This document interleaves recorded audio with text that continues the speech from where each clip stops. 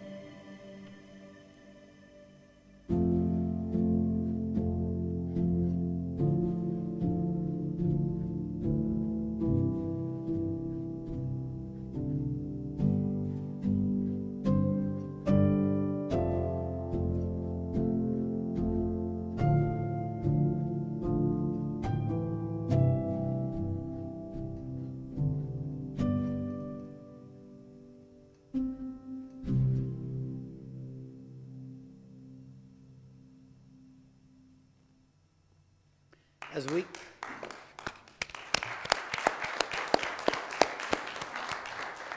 we recognize National POW MIA Day this Friday, let us renew our commitment to keep their stories alive, to honor their sacrifices, and never stop seeking answers until every American here is accounted for and brought home. Please stand and join me for a moment of silence to reflect their courage, their absence, and the families who are still waiting for their return.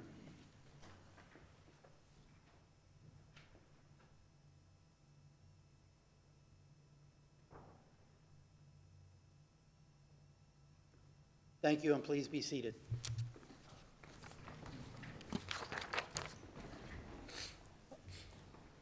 Item 6B on our agenda is presentation to city employees for years of service.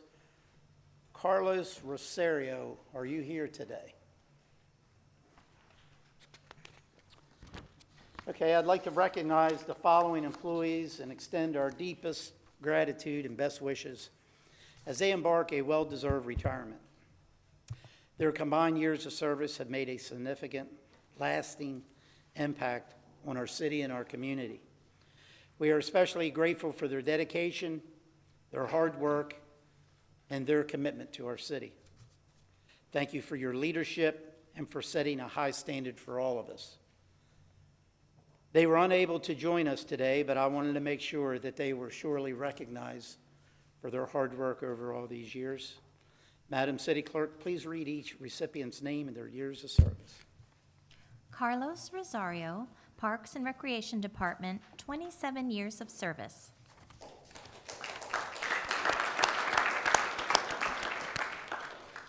Raymond Carvalho, Utilities Department, 24 years of service. Robert Glenn, Public Works Department, 29 years of service. And Lisa Lansky, Police Department, 25 years of service. Once again, we congratulate them on their milestone, and we wish them the best of luck for their future endeavors. Next item is item 7 on the agenda, which is approval of the minutes. Do we have a motion regarding the minutes from the special meeting, August 27th, 2025? Motion to approve. Any council discussion? Councilmember Kaduc. Thank you. In the special meeting, we had a handout given to us by the attorney. Do we normally put that as part of the minutes? That's the city clerk. I don't believe so, but I'll let her answer. So if the document is distributed at the meeting, it is included in the clerk's packet. It is not included in the minutes as an attachment. Okay, thank you. Any other discussion? Seeing none, all in favor for the minutes for the special meeting of August 27th, 2025, for approval, to say aye. Aye. Any opposed? Motion carries. Do we have a motion regarding the minutes of the regular meeting of August 27th, 2025? Motion to approve. Any discussion? Seeing none, all in favor say aye. Aye. Any opposed? Motion carries. And do we have a motion regarding the minutes from the regular meeting of September 3rd, 2025? Motion to approve. Any discussion?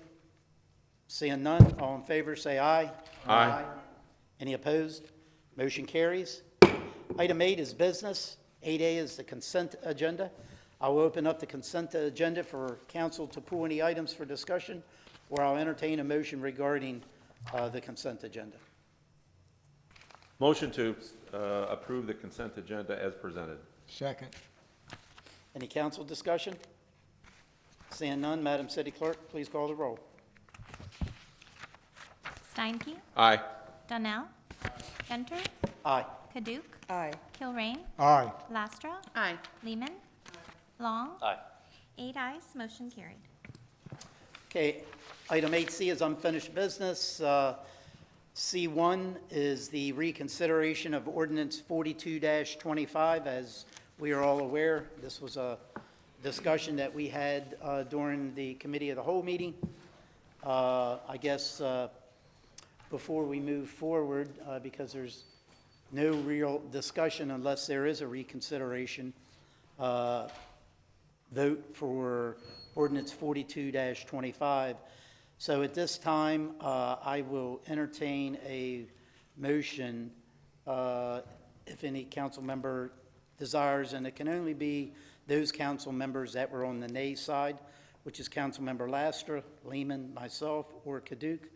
Is there a motion to reconsider ordinance 42-25? Motion to reconsider? Second. Okay, we have a motion and a second on the floor for reconsider ordinance 42-25. Madam City Clerk, could you call the roll, please? Steinke? Aye. Donnell? Aye. Gunter? Aye. Kaduke? Aye. Kilrain? Aye. Lastra? Aye. Lehman? Long? Aye. 7 ayes, 1 nay, motion carried. Okay, and before we move forward with this, Madam City Attorney, can you explain exactly where we are in the process now? So not only, council, I think, has a good understanding, but for the people that are here today or that are watching, could you explain exactly where we are in the process regarding ordinance 42-25 now? We are, the point on the process where we're at regarding this specific ordinance, which is ordinance number 42-25, and I don't remember who the motion maker and who the second was, but that is essentially where we're at. There was a motion that was made regarding ordinance 42-25, and regarding its adoption. It was seconded, and that is where we're at today regarding the ordinances as it existed and presented to you all at the second and final public hearing on September 3rd. So to make it clear, we are at a point in time in the hearing now for ordinance 42-25, just before the motion was made on that particular ordinance, Just after the motion was made, but before the vote was taken. before the vote was taken. So you all have the ability at this point in time pursuant to Robert's rules to go in any fashion you want to go in regards to ordinance number 42-25. There could be an amendment if there is that will of you all, so, and that can be ultimately debated and discussed. So to make it clear, if that motion, which I believe that was made back on 9/3, was made by Councilmember Long, seconded by Councilmember Donnell, that motion is still on the table at this point in time. At this point, unless the motion maker decides to withdraw their motion Okay, of approval. all right. All right, with Or that- the second, or the second withdraws their second, in which case there would have to be another second. Okay, all right. So with that being said, I see a couple lights on here. What we'll do is I'll get through the lights for any questions or comments, then we'll turn it over to staff again, and then we'll go from there. So with that being said, Councilmember Kilrain. Thank you, Mayor. Councilman Lester, I want to make sure you hear me because I'm very specific. I want to make sure you understand what I'm saying. So if you don't hear me anytime and I cut my voice down, let me know, okay? In particular, I'd like to discuss the opportunity to have the extraordinary circumstance being reflective of what the county had done at the $9,989 amount. And what I would like to do is the numbers which I would like to use in the first 4 years of this would reflect exactly what the dollar values are in doing the 50% graduated by 12.5% increments, so that the numbers on the original presented sheet would be identical. I would get to those numbers through a discounting mechanism, a very deep discounting mechanism. Now, the reason I'm saying this is because I think it's very important that we, for legacy purposes, have a higher position to be able to jump off from in future years. I know the timing sucks on this thing, as I said before, because we're really, the economy is not good right now. But I think it's important to preserve a higher number for the future. And the reason is focusing again on capacity and safety is very important. We saw this morning in our CTAC meeting, in which just the basic capacity and basic safety stuff in the next 5 years was $156 million. And of that, only a portion of that included intersections or turnarounds. And that was going to be larger numbers in just those 5 years. There's no way we'll accomplish any kind of reasonable capacity development just on new growth paying for new growth, for the new growth, unless we have a higher base to come off of. What this does, it preserves a higher base for future capability. I'm not saying that we go to it right away. We use the mechanism of 12.5% through the first few years and discount from that base to get there. That allows us then to have the higher base at the end of the game.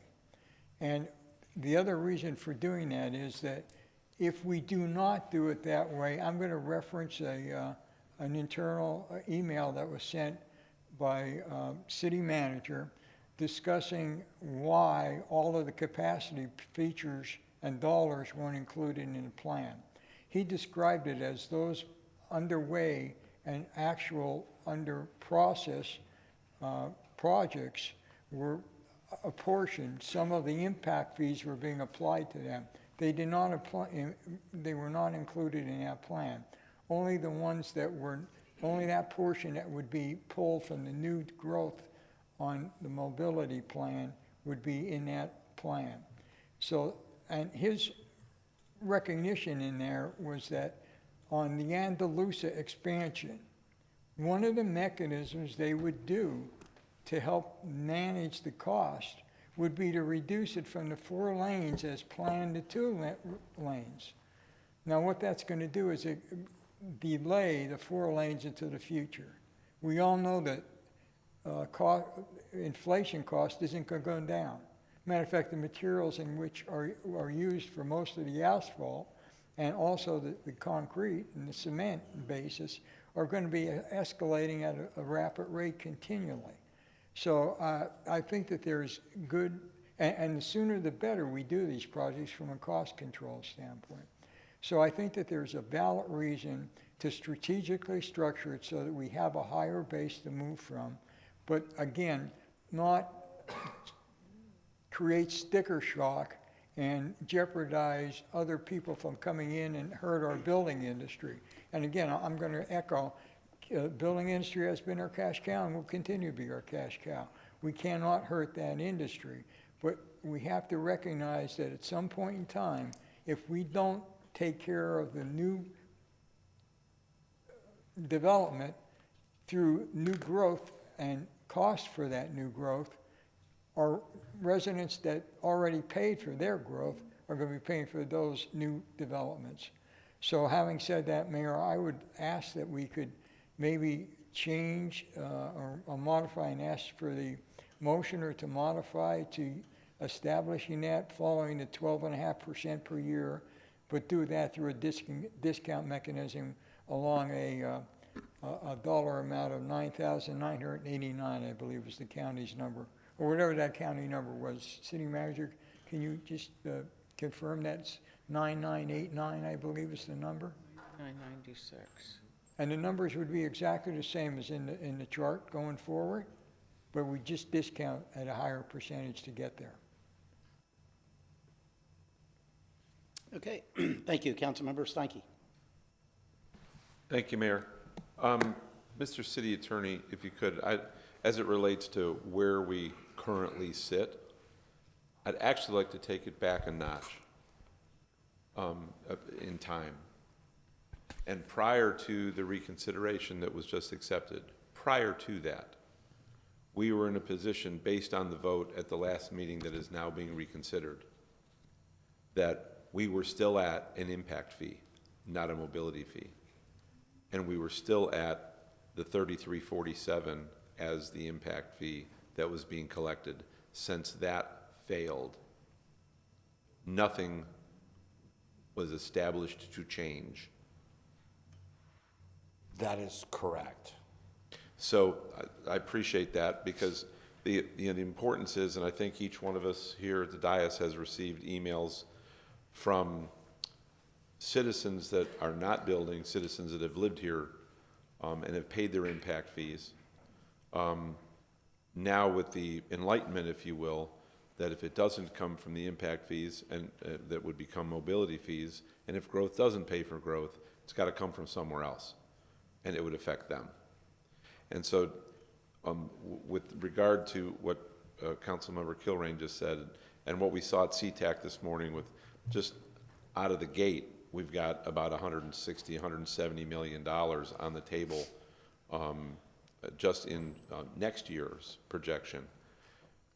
Over the next 4 years, which is what we've looked at graduating into this mobility fee, and which is the legislation around what it's collected for, and then setting the appropriate fee.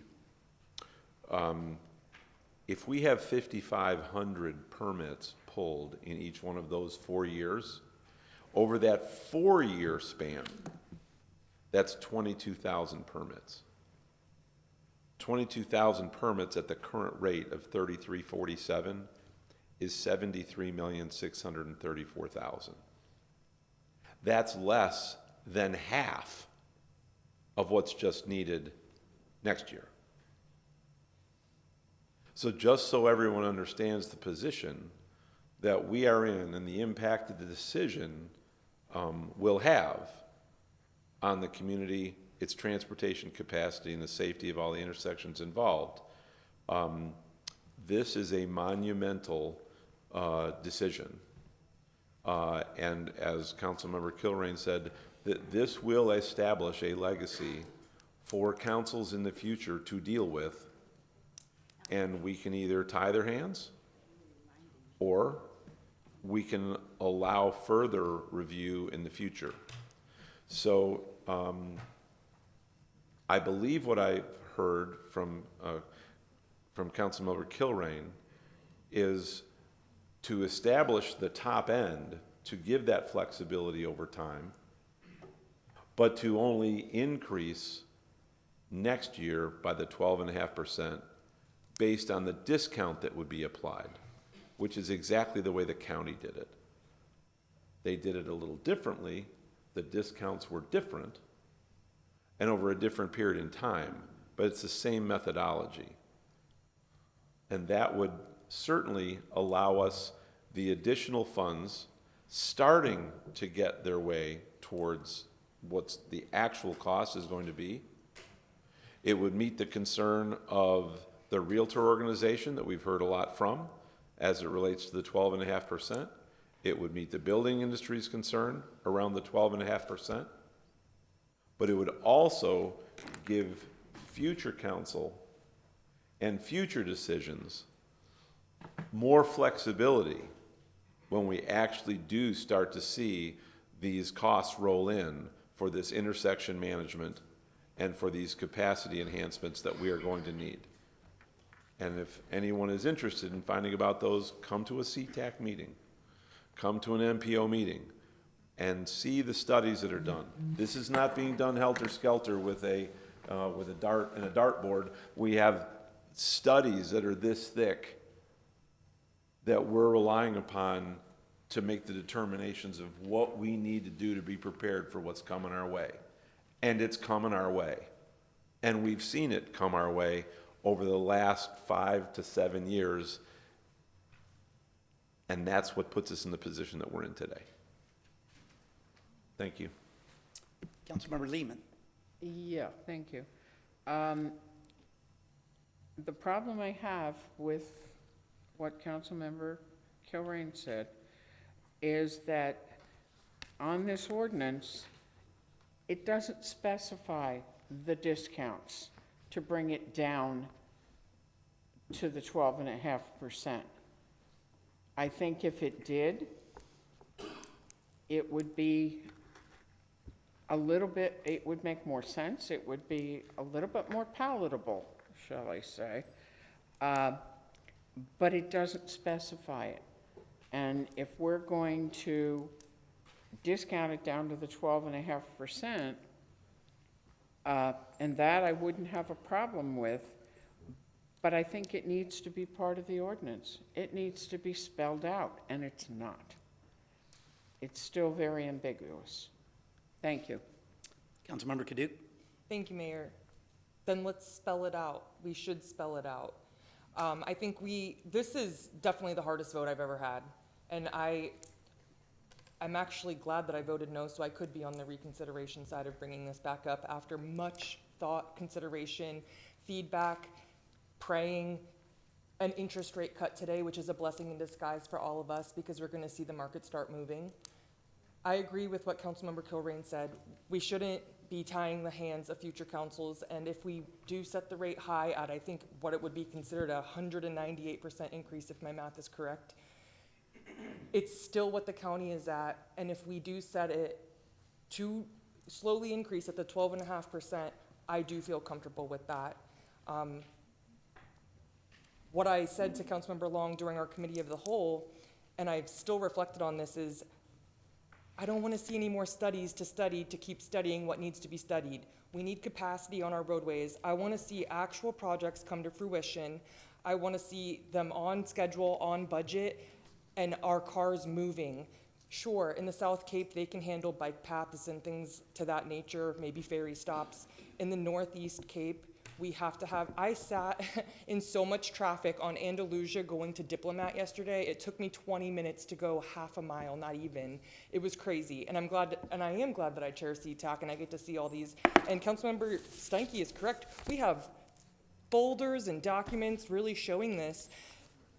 It's not an easy vote. It makes me sick to my stomach. It kept me up all last night. But we should move forward with the extraordinary circumstance. Thank you. Councilmember Kilrain? Yeah, it's not easy to do the math. And you take the first number, 43 or 41, this is not senior citizen type. 4184, you divide it by the 9989, and that's your percentage reduction. And you do the next for the next number. So it's very easy to calculate.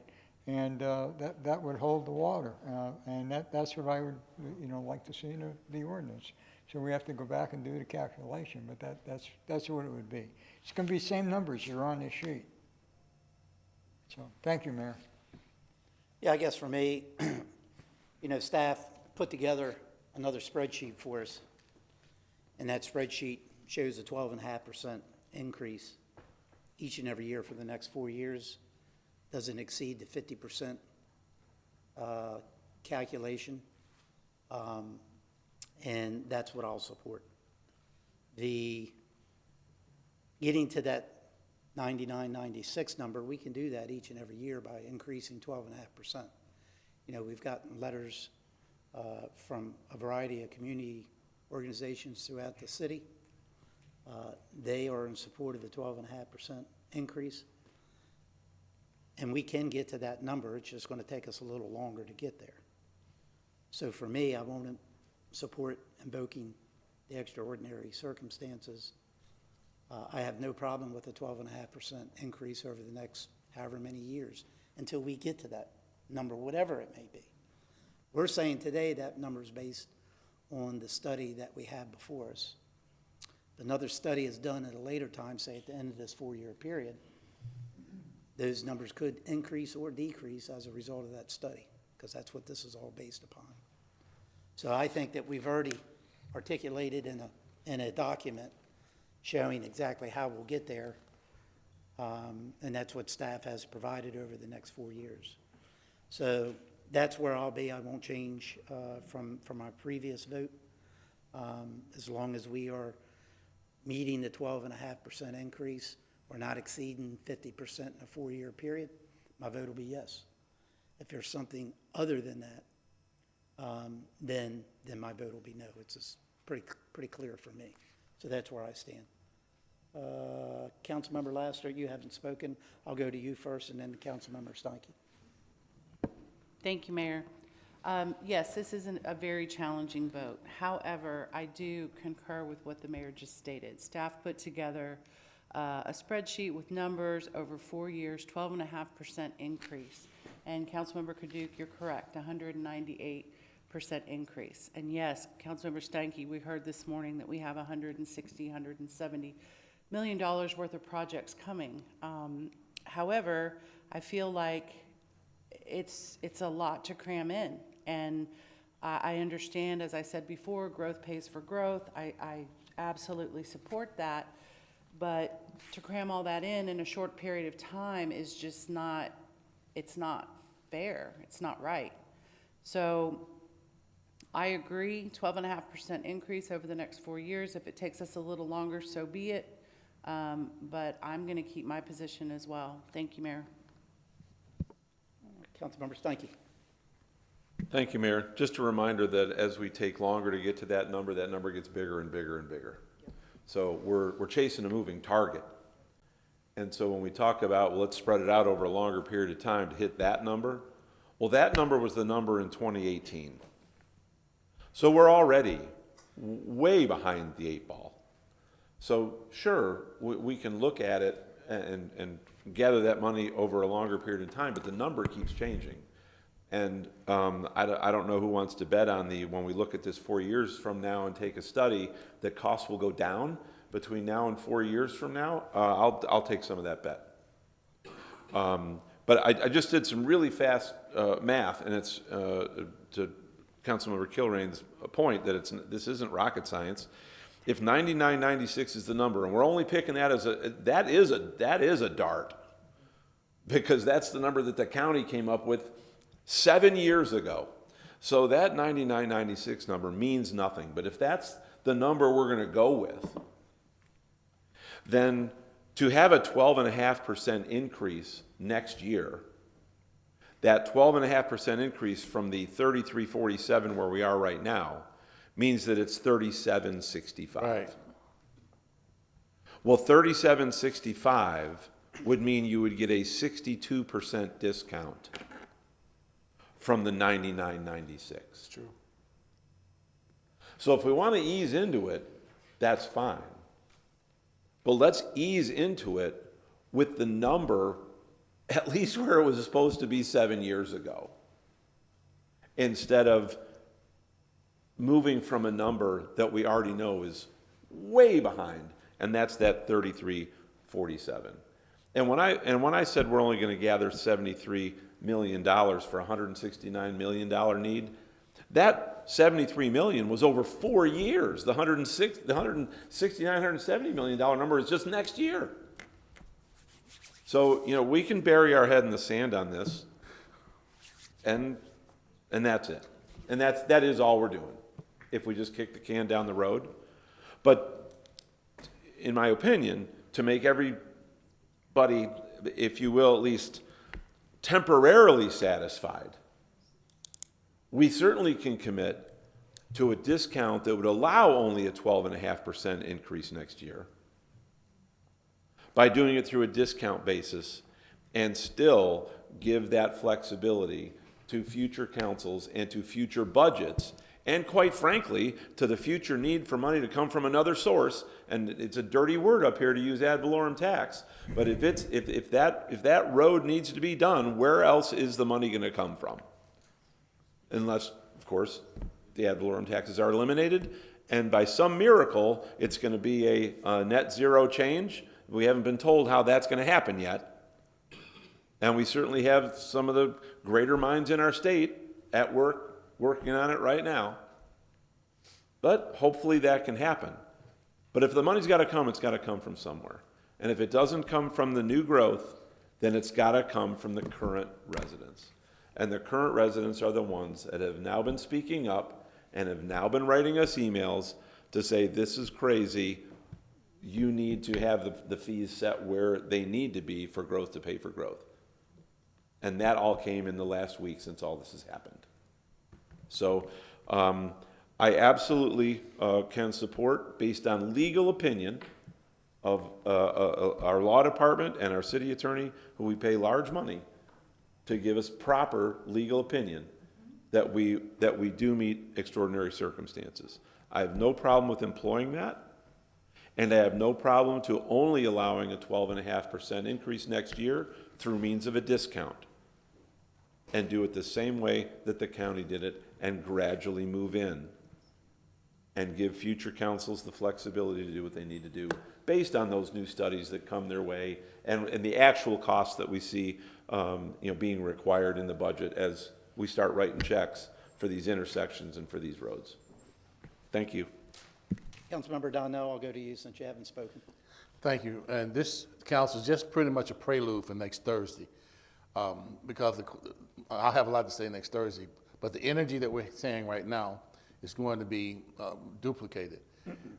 But the reason why staff brings these charts back, no matter what, and makes a recommendation, correct me if I'm wrong, Mr. City Manager, he sits here and takes direction from us, because the last meeting, we were like, well, bring back the 1275. So they spent all this time putting the number down that we give them, and it says this is recommendation, but really, he's just putting together what we've given him direction to, which gets really interesting to me. So that came from us, and if we change it again, they go back. So that's all I have to say for tonight, but on Thursday I have a lot to say. That's all. Thank you. Councilmember Kilrain. Yeah, let me just go back to the numbers that we're talking about now. We have substantial numbers of evaluation on projects on the table right now. Now, that can be perfected, I'm sure, but I think that the tendency is going to be just as I described for the Andalusia extension. If the money isn't there, we're going to postpone the extra 2 lanes, and guess what? 6 or 7 years from now, when we go to do it, it's going to be 3 times maybe the base cost of the materials, and you're probably going to be talking 30% up on the project. So I'm throwing out numbers here, but it's not a far cry to see bitumen, which is 10% of all asphalt made, doubling in price in the next 4 or 5 years, because oil is being produced that doesn't have those heavy ends in it, and that's where you get the bitumen. So that's going to be one of the major materials, and cement's going to be the same way. And not to fly in the face of our building partners, either with CCIA or the BIA or the realtors. Basically, we were talking from the beginning of trying to walk this thing up in an adaptable manner, such that you can work with your vendors to accommodate increases. In the yesterday, it was announced that the average 30-year mortgage was the lowest in the last 3 years. That's going to continue to go down. If you look at that mortgage change, over the total cost, this is going to be an infinitesimal part of that in the whole scheme of things. If you think we were in trouble with the UEP system now coming back for higher costs 5 years from now, we see what the roads are going to cost us 5 years from now. It's not going to go away. So I think inflation's there to kill us. I very much value what the construction trades mean to our city. They're very important, but I think that we can adapt into this and gradually get there in a manner that's accommodative to all our needs. And I'm not, I just don't want to kill the future by allowing it be too difficult for future councils to make a decision like this. It's a hard decision right now, extremely hard. And I would not be out here screaming about it if I didn't think it was important. And I really think it's important to the current residents and their role in paying for future growth. So thank you, Mayor. Thank you. Seeing no other lights on, we have a motion and a second on the floor. Basically, it's the same exact motion that Councilmember Long made back on 9-3. That was seconded by Councilmember Donnell. So invoking the extraordinary circumstances and also invoking the chart from the previous meeting, not from this meeting. So I just want to make sure that's crystal clear. So we're at the same exact point where we voted back on September the 3rd. So just make sure that's clear. We have a motion, we have a second on the floor. No other discussion. Madam City Clerk, please call the roll. One question for clarification. Could you have the city clerk read back the text to that motion? Sure. So that it's crystal clear for all of us, because I don't think that embraced what Councilmember Corain and Councilmember Stanky were mentioning. It does not. It does not, because no one modified the motion. Okay. Long, seconded by Councilmember Donnell to approve ordinance 4225 as presented. And I included in your packets a 9-3 version of the ordinance that was approved. So for the two council members that spoke, does that meet you all's, because I was a second, does that meet what you all were seeking?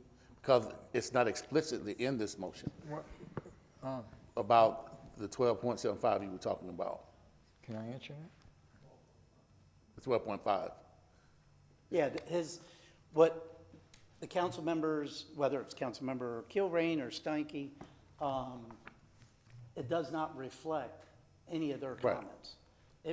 The motion that's on the floor Understood. is the motion that was made back on December 3rd with the information that was provided back on December 3rd, invoking extraordinary circumstances with that 4-year scale to get to that 99.96 on the residential To component. get to that county rate. Yep. So that's where we're at. So I'm just trying to figure out as a second, how do we, because they said it'd be comfortable, all three of my peers mentioned that it could be comfortable if that particular philosophy were part of this motion. It doesn't not need to be. Right. Well, I think if that motion happens to fail, then another motion could be made thereafter. Got it. There's a number of things that could occur, and I don't know where you all are at. There's a motion maker, there's a second. The second can ask for a friendly amender of the motion maker. The motion maker may agree to that. If you remove your second, then you have to have someone else make a second. They could ask the motion maker if they'll modify their original motion. And to the mayor's point, you can move forward on this right now, and if it fails, there could be another motion made. So there's a couple different ways to skin this cat. I don't know where you guys are all going with all this. I just want you to have all the options. So you still have the mechanism to amend the motion, but the motion maker would have to acquiesce. And so far, I haven't heard anyone say any of that. So we are traveling under the original motion as it was made By Councilmember Long. by Councilmember Long. He's the motion maker.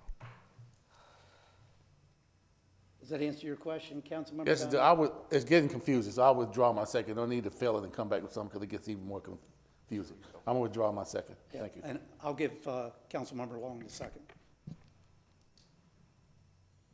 So we're still back at the same point. Councilmember Steinke? So so then with a motion and a second, then we are in discussion then. Well, we finished. Again, Again, we were in a motion a second when we started this conversation. And been in a discussion the whole time. And so where would a motion maker make their, The motion was already made before we sat down today. So we got to address that motion first, or modify it. It doesn't sound like Councilmember Long has a desire to modify it because he hasn't spoke up in the last 20 minutes we've been talking. So we have to address that motion before any other motion can be. and so just for further clarity in regard to the motion that was made,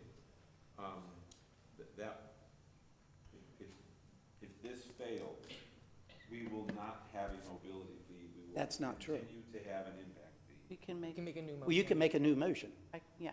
That's something else besides what the motion is on the floor right now. But the answer to this question is yes. Okay. Thank you, Mayor.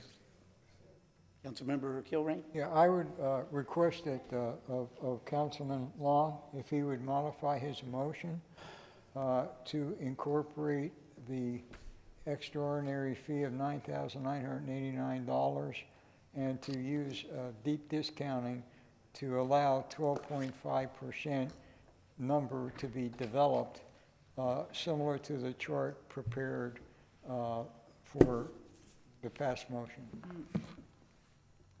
So that we only have 12.5% per year. Thank you. Councilmember Kaduc? Thank you. So just to confirm, we're looking at our 9.3 version, and to make it simple, we're looking at 75% reduction, 50% reduction, 25% reduction, and then the 100% adopted rate. Yeah, That's within 4 years. correct. But it is invoking extraordinary circumstances, That is Has to. correct. It would have to. but we're still getting to that 9,000, Right. Within 4 years. Within 4 years. okay, That is correct. okay, thank you. All right, seeing no other lights on, we have a motion to second on the floor. Madam City Clerk, please call the roll. Everybody understands exactly what The same. it's the same as 9.3.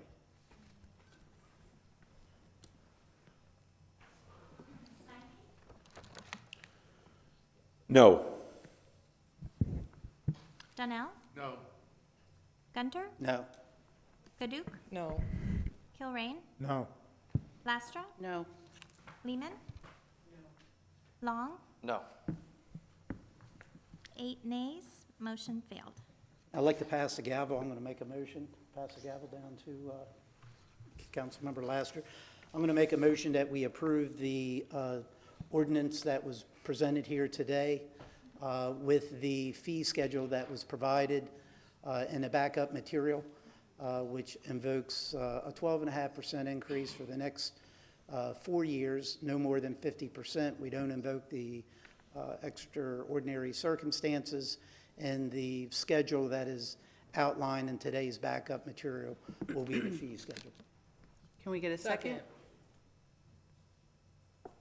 All right, so we have a motion and a second. I'll open up for discussion. Councilmember Kilrain. Yeah,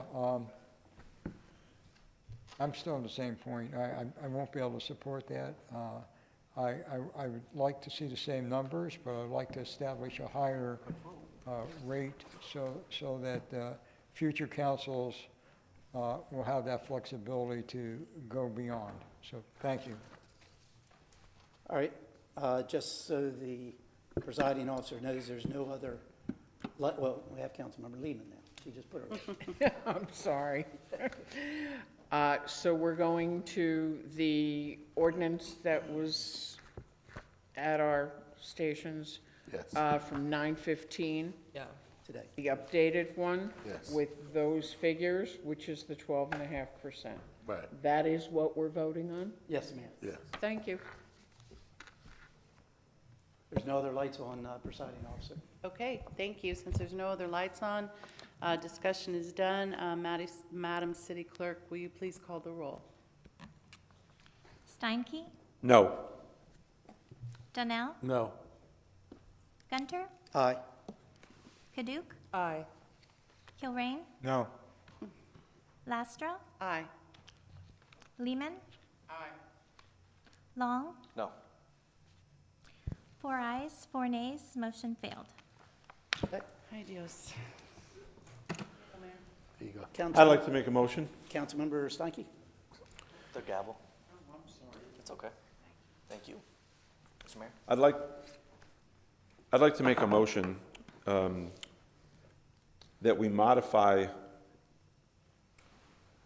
the original request and motion made by Councilmember Long, but switch to a schedule that offers discounts over the first 4 years.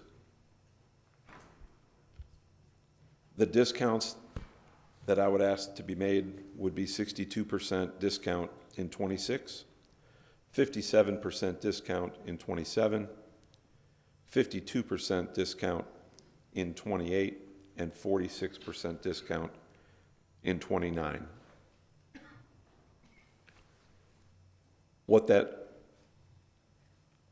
I'll leave it at that. The discount is from the rate of the 9,996? Yes. Second.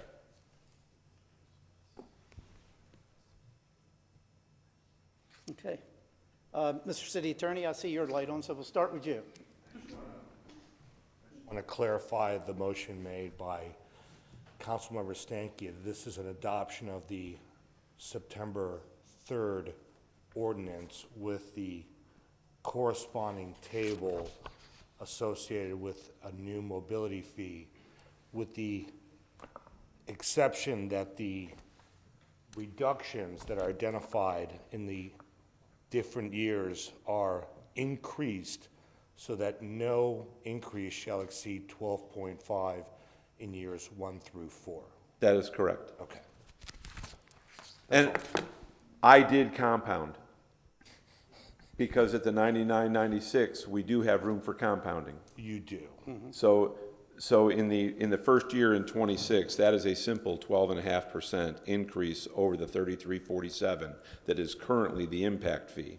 The following year in 27, that fee would go to 42.35, which is 12.5% above the 37.65. So each year there's a 12.5% increase over the previous year.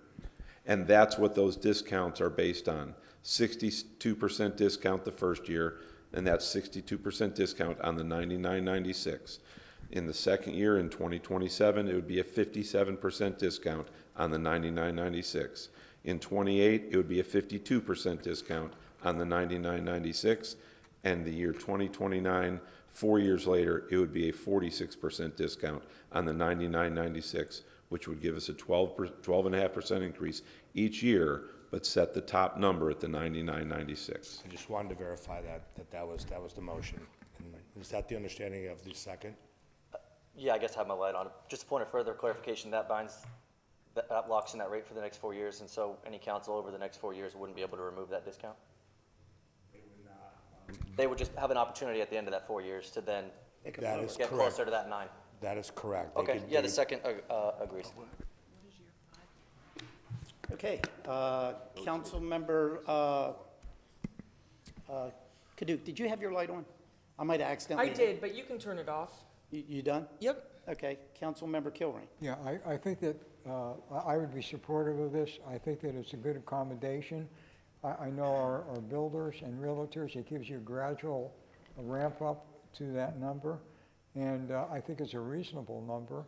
I think that when we first talked, we were talking about being able to have your vendors and suppliers accommodate that. I would hope that from a real estate standpoint, it's not sticker shock out there. I understand any increase in price tends to do that, but the people who are going to be building the new homes up there are either going to be doing a mortgage or they're going to be cash buyers.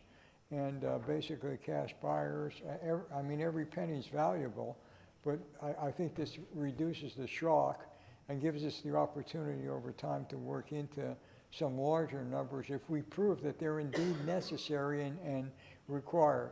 I think that it also positions us in a better position than we were with the UEP.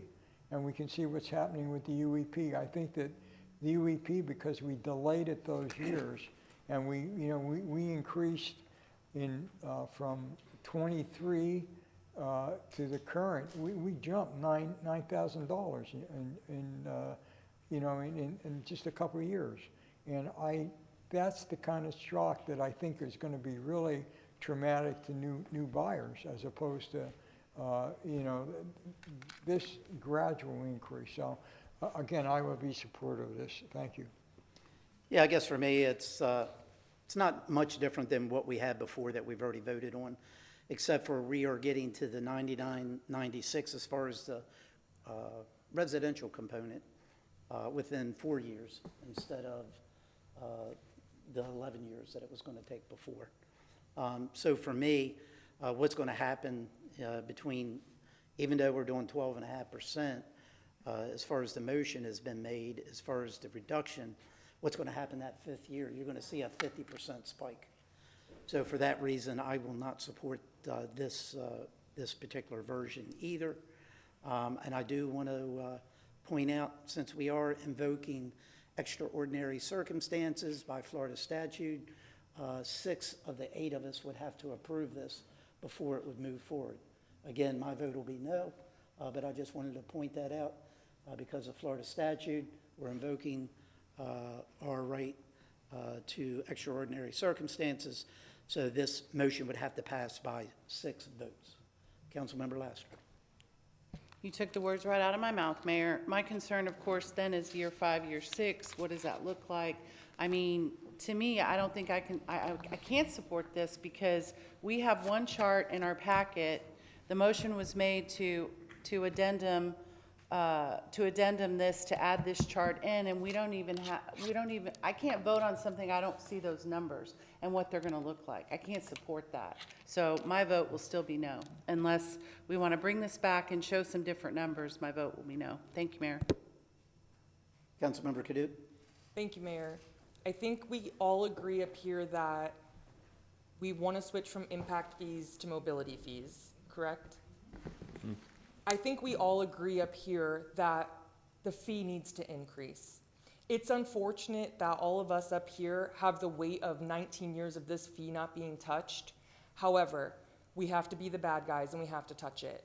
We have to have it increase, and this motion is only doing it at 12.5%, which is what we're comfortable with. I know that there are 2 that are not, but I'm hoping that we can get this passed.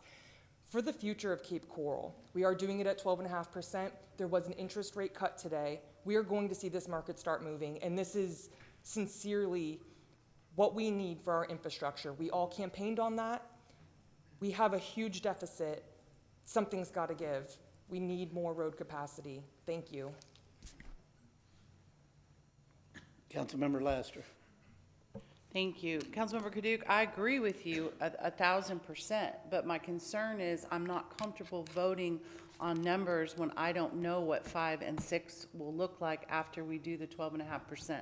I absolutely agree. We all agree that we want mobility fees. We all agree that they need to increase, and yes, it stinks that 19 years has been put on our shoulders. I get that. But I would feel more comfortable tabling this vote and bringing back another chart before I supported it. Thank you, Mayor. Councilmember Kilrain. Yeah, the other aspect of this is what it's doing to current residents who would be paying for new growth in a higher percentage if we don't do it this way. They're going to be picking up some of that anyway. And, you know, as far as the uncertainty of 5 or 6 years, we could not pass this and have a good chart. You don't have any certainty past this current council as to what it's going to be. So, you know, I don't think that's a valid reason to not do it, that you have uncertainty 5 or 6 years from now. So I think that we have enough tangible evidence in front of us that the costs are increasing. And I think Councilmember Kaduc said it well. We all campaigned on making sure that infrastructure we knew it was falling behind, and we wanted to make up for a bit of the pace. And I think that this does it in a manner that doesn't jeopardize new home starts. I think that, and hopefully it's done at a ramped up, slow enough rate such that the building industry can move along with us and we don't hurt any of them in their process. And, you know, even at 2,000 to 2,500 homes, it's still not going to develop all that much dollars to cover the whole nut. And I think through that next 4 years of time, we'll have the opportunity to really better understand what those numbers are, see what inflation's doing, and we can correct if we have to, but you can come down. You cannot go back up. So that's the problem with this. We've been hamstrung by that requirement, and it's not going away. And someone has to take a hard decision on it, and I think that this council right now has that hard decision before us, and I think we have to do what's right for the future. Thank you, Mayor. Councilmember Lehman, you haven't spoken during this motion, so I'll give you the floor first before I go back to Councilmember Kaduc. Yes. I tend to agree with Councilwoman Lamstra that we need to see the new chart before I'd be comfortable voting. Thank you. Councilmember Kaduc. Thank you, Mayor. With or without a chart, we all know that costs are increasing in 5 years. We don't need a chart to know that. We also know that if we set this fee where it is today and we make this motion happen and it passes, that the future councils could actually lower the fee. So all we're doing is really opening the door for future councils to be able to do what is good for our community. Thank you. Councilmember Steinke? I am absolutely sensitive to Council Member Lastra's concern that has been echoed, that this is a large piece of legislation. This is a large ordinance. There is a huge chart. There are all kinds of numbers. I get it. I would be very comfortable as long as everyone is prepared to have a special meeting to give staff the ability to rework these charts with the structure that we're talking about. The numbers may be off, $5 here, $10 there, whatever, as all those numbers get reworked, with the idea of using a discount system versus a flat fee, which is where we're at. But I would ask the city manager, how long would it take to do that? We've got a time clock that's going, but I am sensitive to knowing exactly what we're saying yes or no to. I did some simple math on one line of one chart. That's not every one of the lines of every one of the charts. So I get it. If you wanted to have continue this to the special meeting next week, we will have the chart ready for your meeting. Can I make a, I'm sorry. There's a motion on the floor. Are you done, Councilmember Steinke? I am. Councilmember Kilrain? Can I make a motion to continue until next week? Well, no, there's already a motion on the Okay. floor. You can't have two motions. You know, me looking at the numbers here, going off the percentages that Councilmember Steinke had mentioned, to me, it doesn't really matter if you have a chart or if you don't have a chart, for two reasons. Number one, if you invoke a 62% discount, and I'm only basing this on the residential numbers, you got $9,996. If you invoke a 62% discount, that's $6,197 off of that $99.96. It's $5,697 off of the $99.96 the second year, $51.97 in the third year, and $45.98 based on the 46% in the $99.96 number the fourth year. But what happens is fifth year, it'll automatically go up to the $99.96 unless there's some type of council action. And that council action could occur at any time at the end of that term there. They could also invoke extraordinary circumstances, again, with a new study that was completed within the 12 months, and decide to go a whole different direction and raise it even more, or they could lower it. So when you really think about a chart, the chart's the numbers that I just gave you. You're going to have a $61.97 discount the first year, $56.97 the second, $51.97 the third, and a $45.98. And unless there's some other type of council action, it goes straight to the $99.96. That's what we're voting on. So for those reasons, I wouldn't support it still. Mayor, Yes.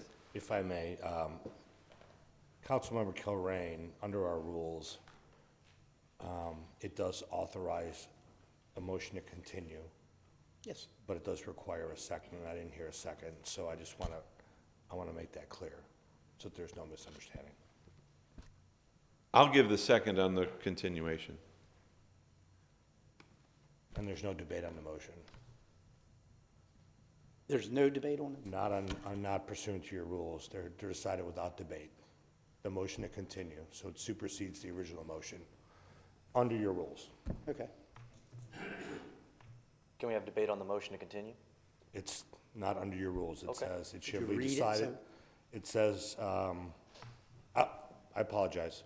It's number 6, so this is debatable. Your first through 5 are decided without debate. This is number 6, which is a motion to continue, and it's debatable. So right now, we are going to have a discussion on the motion for, To to continue. And that's what our dialogue, our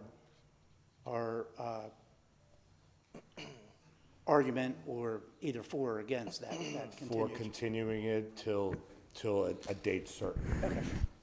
All right, As motion maker, can I? all right. So now, so we're going to talk about the continuance now. See where that goes. All right, Councilmember Steinke, you got your light on, Thank you. so I'll turn the floor over to you first. So, just very quickly, I would just reiterate, a lot of stuff in here. I would rather all of us be very comfortable with how it all works, to be able to say yes or no. And no one could have stated it better than you, Mayor, that what you're doing is you're giving future councils the flexibility to do what they need to do. That is exactly what we're doing. So what could happen in year number 5? Absolutely right. Hopefully, council will take action. Leave it alone if it's supposed to and bump it up to the 99.96. Make additional discounts in years 5, 6, 7, and 8. Or reduce it. If all of a sudden roads fall out of heaven and we've got them here and we didn't have to pay for them, great. But all we're trying to do is give flexibility moving forward instead of painting ourselves into a corner that we will do if we don't invoke special circumstances. Thank you. Councilmember Long? Well, I mean, I'd like to speak more on that, but that's my understanding that we really just can only speak to the, To the procedurally continuance. to the continuance. That's So what what I we're would talking ask about. is if you want to hear my opinion and continue the discussion, you could remove your second for the continuance. We can continue the discussion, And then make and then you can bring it back. Otherwise, I'm procedurally limited to basically do what you just did. It's my understanding.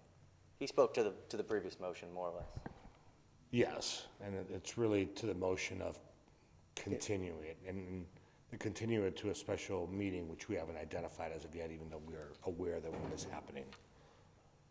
So I guess to that point, the continuance, I mean, more or less, everybody's solidified in their position, charter or not. So unless we can get a feel for some leeway one way or another, which we can't talk about now that this motion's on the table, having a special meeting with a chart that's going to say what we all know it's going to say is more or less useless.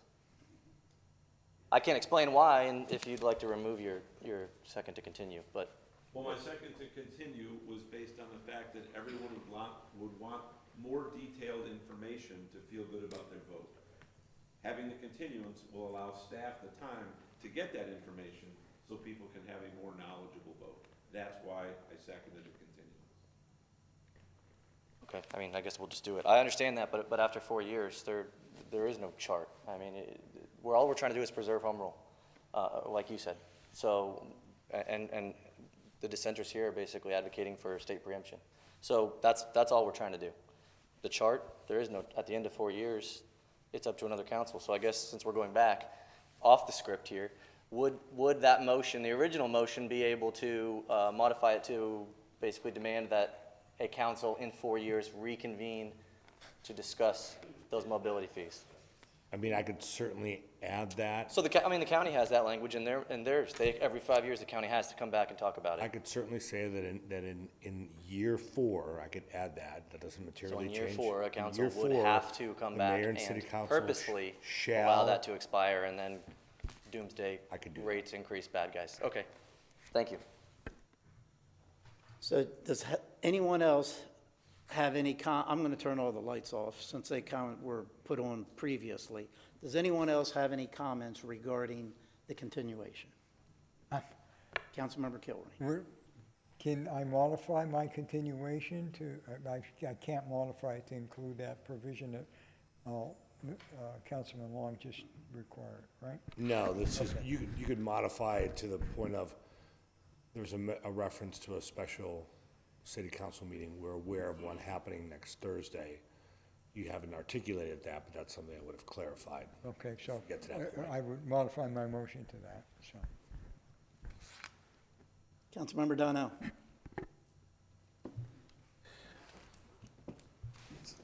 Unless I'm just not paying attention. This is like an exercise of futility. We have 3 hard no's and 5 yays. So we can have all the meetings that we want to in charts, it's gonna be 5-3, which gets us all the way back an hour ago which the motion failed, which now we look like the Keystone Cops. And I'm not trying to be disrespectful, but this is not productive and we look really bad. So I don't know how to move this forward, you know, I don't know how to move it forward because we're not going to get to 6. So let's just put that on the table. But then the question is, then how do we preserve what we're going to do for future councils so that we can make an informed decision? Unless you're not, I'm just paying attention up here. So I'm just listening, but we have to do something because we're looking bad right now as a unit, in my opinion. That's all. Yeah, I agree with you, Councilmember Donnell. I mean, the question that you have to ask yourself for this continuation is, do you want to invoke extraordinary circumstance? That's a yes or no. I think it's pretty evident that 3 of us are no's. So we can talk about this today, we can talk about it tomorrow, we can talk about it next week, but if the 3 of us don't change our stance, it doesn't really matter. What you bring, how many charge, how big, if it's the under 50-year-old version, the after 50-year-old version, it doesn't really matter. So I think that's the question. And for that reason, then I'm still gonna vote no for the continuance because I don't see us getting anywhere with it, except we're gonna have the same discussion when we're not even supposed to have a meeting, have to come back in here and probably be exactly where we are now. And like Councilmember Donnell said, we were an hour ago. So that's my position on it. Councilmember Steinke. Thank you, Mayor. Yeah, the whole idea of the continuance was to move one of those 3 from a no to yes. And that person specifically was Councilmember Laster that said, I don't have enough detail in these charts for me to feel good about saying yes. And so I can't imagine that there weren't some other people that were thinking the same thing. Right. And so the purpose was to change the 3 and have one say, hey, now that I see it all laid out and all the numbers are specified and it is incumbent upon a council in 4 years to address whatever, to have those specifics put in place, the whole purpose of the continuance was to move one of the 3s to a yes. Councilmember Kilrain. Yeah, and I will echo that same thing with Councilman Lehman. She had requested that she wanted to see the numbers too. And I'm going to call a question. All right. Well, we're just utilizing, That's we're for utilizing all the, That's for continuance. yeah. All right, so he calls a question on the continuance. Is there a second? Second. That's not debatable. That's non-debatable. Yeah. So we have a motion and a second for a call the question regarding the continuance. Madam City Clerk, call the roll. Steinke? Aye. Donnell? No. Gunter? Aye. Kaduk? Aye. Kilrain? Aye. Lastra? Aye. Lehman? Aye. Long? Aye. 7 ayes, 1 nay, motion carried. Mayor, may I clear up the motion? Sure. So this is a motion by Councilmember Kilrain to continue this matter to a date certain. The date certain, as it stands right now, is Wednesday, September 24th, 2025, at 10 a.m. in order to discuss this matter and allow staff to alter the chart in council chambers. Okay. This is second. Agree? Yes. All right. All right, so with that, we're open back up for discussion on that matter, correct? Or do we need to, no, we got to vote on the, Because they called the question and they was supportive of that. okay. So this is on the continuance only. This is on a continuance only to that date that I just identified. Okay. Madam City Clerk, call the roll. Steinke? Aye. Donnell? Aye. Gunter? No. Kaduk? Aye. Kilrain? Aye. Kilrain? Yes. Wait, was this for continuance? Lastra? Continuance. Aye. Lehman? Long? Aye. 7 ayes, 1 nay, motion carried. Okay, so we have a special meeting scheduled for Wednesday, At 10 a.m. 10 a.m. in council chambers, as of right now. Okay. All right, all right. It was already scheduled. It's just being tagged onto the agenda. Is that correct? It is, but we're supposed to have another conversation about, All right, so we'll get to that. That's a whole nother discussion. whole nother discussion. All right, let's move on to item C2, follow-up for items. There's none for council. Item 3, follow-up items for city management. There's none listed. Item 8D, new business. We have Resolution 195-25, which is the boathouse lease. Mr. City Manager, I'll turn it over to you first. Thank you, Mr. Mayor. On the agenda tonight is the boathouse lease for a new concessionaire agreement that is also accompanied by a settlement agreement for the last lease that was there on the property. I know that the other party, Mr. Kearns, is here tonight. If you have any questions of him, I will tell you that I submitted a term sheet that outlines the business terms for the agreement, and I believe it's in the city's best interest for us to adopt this agreement. We are a bigger partners in this profit sharing. We have removed some exclusions from the fuel that was in the previous agreement. We have a higher minimum guarantee, and this will allow our community to enjoy this restaurant in a newer, bigger fashion at the Yacht Club. Thank you. Okay, thank you. Since we have Resolution 195-25, no other staff comments or presentations, I'll entertain a motion regarding Resolution 195-25. Motion to approve. Second. All right, Councilmember Kilrain, I'll open Yeah. up for a council discussion. Just from the term sheet and the contract itself, I think that it's a very good concessionaires agreement. I think the contract is very good. I think that it's beneficial to both the city and the Kearns. I think that we look forward to having them as great operators, as they always have been. And I think they'll do us justice down there. I think they're going to make a lot of money. And we like them making a lot of money because that means we will get some of that back. I think that they're going to make a very nice investment.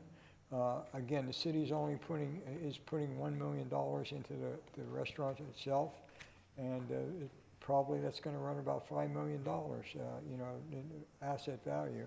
So it's a real compliment to the city, and a real appreciation for their efforts, and I look for them to be a great partner. So, and it's always great to have a good operator in the restaurant business, or you're doomed to failure, and you guys do it well, so I appreciate that. Look forward to working with you. So I'm going to be in full support of this. Thank you.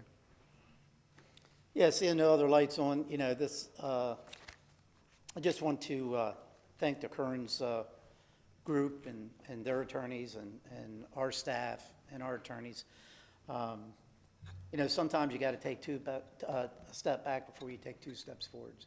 And I think today is the 2 steps forward. And just want to thank everybody involved. It took us a little while to get there. I think both sides are happy with the outcome. And just like everyone else in the community, we can't wait for this particular establishment to open back up again so we all can enjoy it. We can take our visitors there. Just want to thank everybody involved to get us to this point. And Zach, I wish you well and speedy recovery and getting those doors open. So thank you. So with that being said, there's a motion and second on the floor. Madam City Clerk, please call the roll.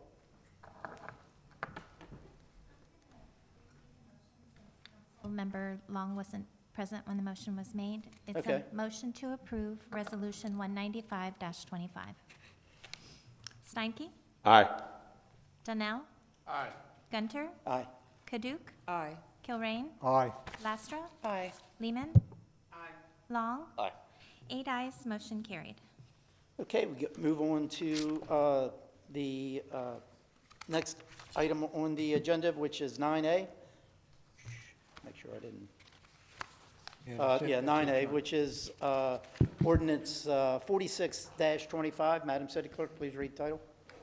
Ordinance 46-25, an ordinance of the mayor and city council of the city of Cape Coral, Florida, amending the city of Cape Coral, Florida comprehensive plan by amending policy 1.15 of the future land use element by amending the Seven Islands subdistrict, providing for severability and an effective date.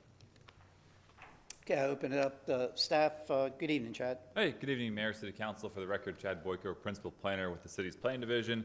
This is ordinance 46-25. This is a ordinance for transmittal to the state for a text amendment to our comprehensive plan in regards to the Seven Islands subdistrict. With this, the Seven Islands subdistrict, really quick, was adopted about 10 years ago in conjunction with the Seven Islands Master Plan. It laid out how we wanted development to occur on the Seven Islands plan. Now that we are pushing forward to completion of the master plan and the final sale of the contract, some of that language that was adopted 10 years ago needs some revision in order to have it updated for the current future development plan. What we're looking to do is make 4 changes to the sub-district. First, we're going to remove the cap on non-residential square footage and rather go to an FAR cap. We're going to remove references to planned development projects, which is in that district. We no longer have PDP, so we want to make sure we get rid of that language going forward. We're going to eliminate the requirement for mixed-use development, and then lastly, we're going to remove the legal description from the sub-district language for consistency with other sub-districts within the comprehensive plan. Before you is a strike-through and underline of what we're looking to do with this district. You can see we're getting rid of the maximum 110,000 square feet of non-residential development and rather going with an FAR ratio. We're keeping the 240 hotel rooms with that. We are eliminating the requirement for mixed-use development and instead requiring a mix of residential and non-residential uses. And then we also remove that legal description. Staff finds that the proposed changes will reflect the path going forward and how the Seven Islands is looking to develop. That removal of that non-residential cap will give more flexibility and potentially provide for more commercial space within the Seven Islands development. We will still require a mix of uses, but not necessarily a mixed use with residential and non-residential in the same building. Once again, we no longer have PDPs, and then that legal description removal just makes things more consistent. Staff recommends approval of the request. We took this to the Planning and Zoning Commission. They also recommended approval by a vote of 5-0. I'm here for any further questions. Okay, thank you. I'll now open up public hearing for transmittal. Anyone wishing to speak on ordinance 46-25, please come forward. Seeing none, public hearing is now closed. Is there a motion regarding ordinance 46-25 for Motion to transmittal? approve. Any council discussion? Seeing none, Madam City Clerk, please call the roll. Just to clarify, is the motion to approve for transmittal? Yes. Thank you. Steinke? Aye. Donnell? Aye. Gunter? Aye. Kaduk? Aye. Kilrain? Aye. Lastra? Aye. Lehman? Aye. Long? Aye. 8 ayes, motion carried. Okay, move on to ordinance 52-25. Madam City Clerk, please read title. Ordinance 52-25, an ordinance of the mayor and city council of the city of Cape Coral, Florida, approving and granting to Lee County Electric Cooperative, Inc., an easement for a right-of-way to be used for the construction, operation, and maintenance of one or more overhead and underground electric distribution lines across property owned by the city known as J.C. Park, as more particularly described herein, authorizing and directing the mayor to execute the easement. A copy of the easement is attached hereto and incorporated herein by reference, providing severability and an effective date. Okay, I'll turn it over to staff. Good evening, Mayor, City Council members. Dawn Andrews with the Real Estate Division from Public Works.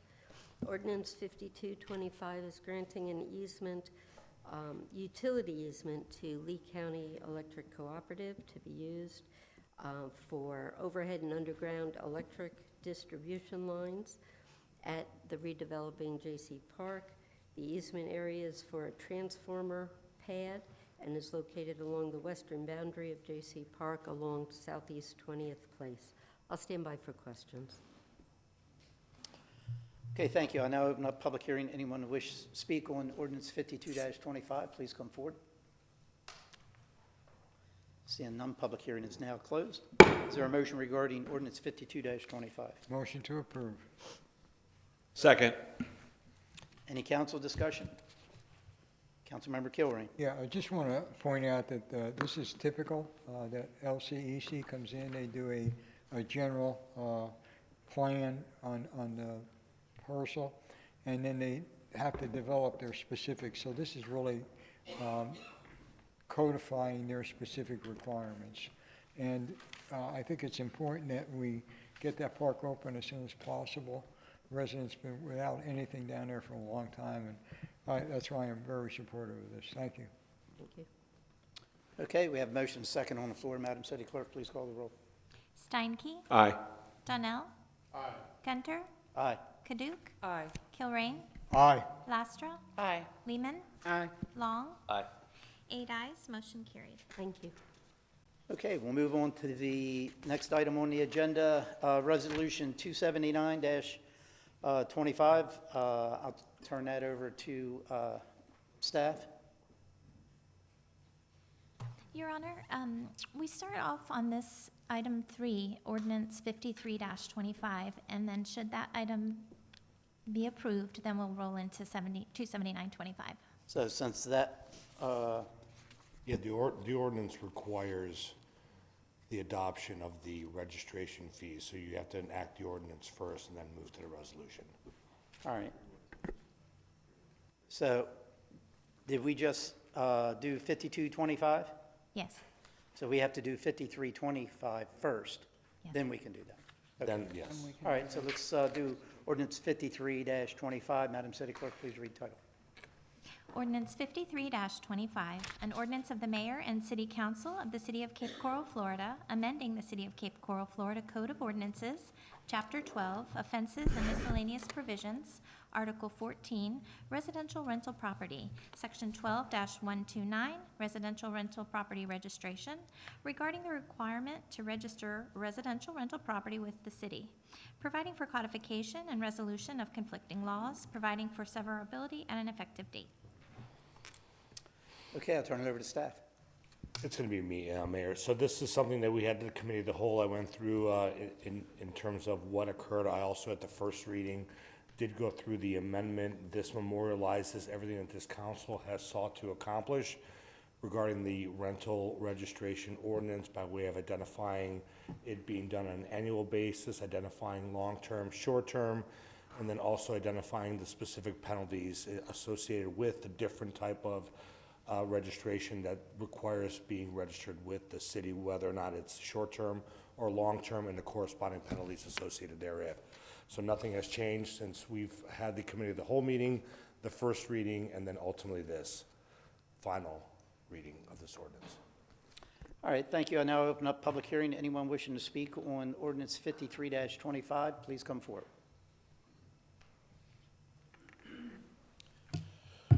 Good evening, Mayor, Council, and staff. Kevin Besser, Director of Public Policy for the Royal Palm Coast Realtor Association.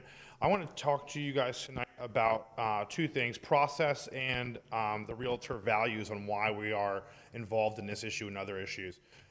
Number one, this issue is a private property rights issue. Homeowners have the right to rent their homes as they see fit. And the other issue is affordability. This started out as a $600 tax on homeowners. Now I think we're down to a different fee. And all the issues that we've been involved in tonight are all about affordability. I know many think that we make money off of these transactions, but the realtor's job in transactions is to guide their client through the largest financial transaction they will ever make in their entire lives. And our job as realtors, we see, is to make sure housing is affordable for everyone. Any cost increase on any side is going to be pushed off to the consumer. That's a fact. So I want to talk about the process too. We started at $600. We had a stakeholders group where we were invited to be part of. Many of my members who served on that committee, who are also homeowners and are also property managers in the area, they care about their community. They live in their community. Airbnb was a part of this discussion, and somehow we were attacked that it was the realtor committee. That's just not the case. This is a committee of stakeholders.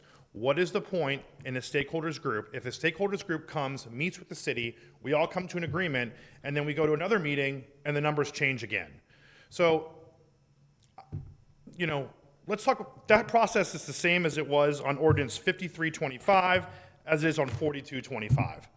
So, I guess what I would like to say tonight is we would agree to a fee of $100 as discussed by the stakeholders group. We'd agree to a fee at $250 for short-term rentals, $35 for long-term rentals. We agree to that as well. But I guess my whole point is if you're going to involve stakeholders, involve us. Thanks. Thank you. Anyone else wishing to speak on ordinance 53-25? Seeing none, public hearing is now closed. Is there a motion regarding ordinance 53-25? So moved. Is there a second? Second. Is there any council discussion? Mr. City Attorney, is your light on from before, or do you have some? No, the motion regarding ordinance 53-25 is for approval. Yeah. Second agrees? Yes. Okay. All right. Councilmember Donnell? Yeah, I appreciate that to the speaker that came up. And there's a word I'm trying to look for is, and I don't know how to articulate it, but it needs to be said that the stakeholders group is, any group out there from this position is the fact to gather what they come to a consensus. So it's not like, I can't speak for everyone, but I pretty much think it's not like they look at it and just go, oh, on one end, but on the other end, it's not like whatever they come up with, we're not, and I think there's a perception that we're going to actually put it in play. And we need to just work on that. I think what needs to happen, and I don't have the skills, maybe someone could help us, is if it does, I don't even know if it communicated, if it does move from something that the group came with, maybe a communication as to the why. But I just wanted to let the speaker know it doesn't fall on deaf ears. Can't speak for everybody, I think so, but for me, but if it changes, I think I know I can do a better job to say why it did. But I want anybody to get out the idea that, well, if we come up with something in the group, that's going to happen. Because there are a number of factors that go in and that could change that. So do know that, and I hope you continue to be, as well as others out there, to be involved. That's all. Thank you, Mayor. Councilmember Kadook?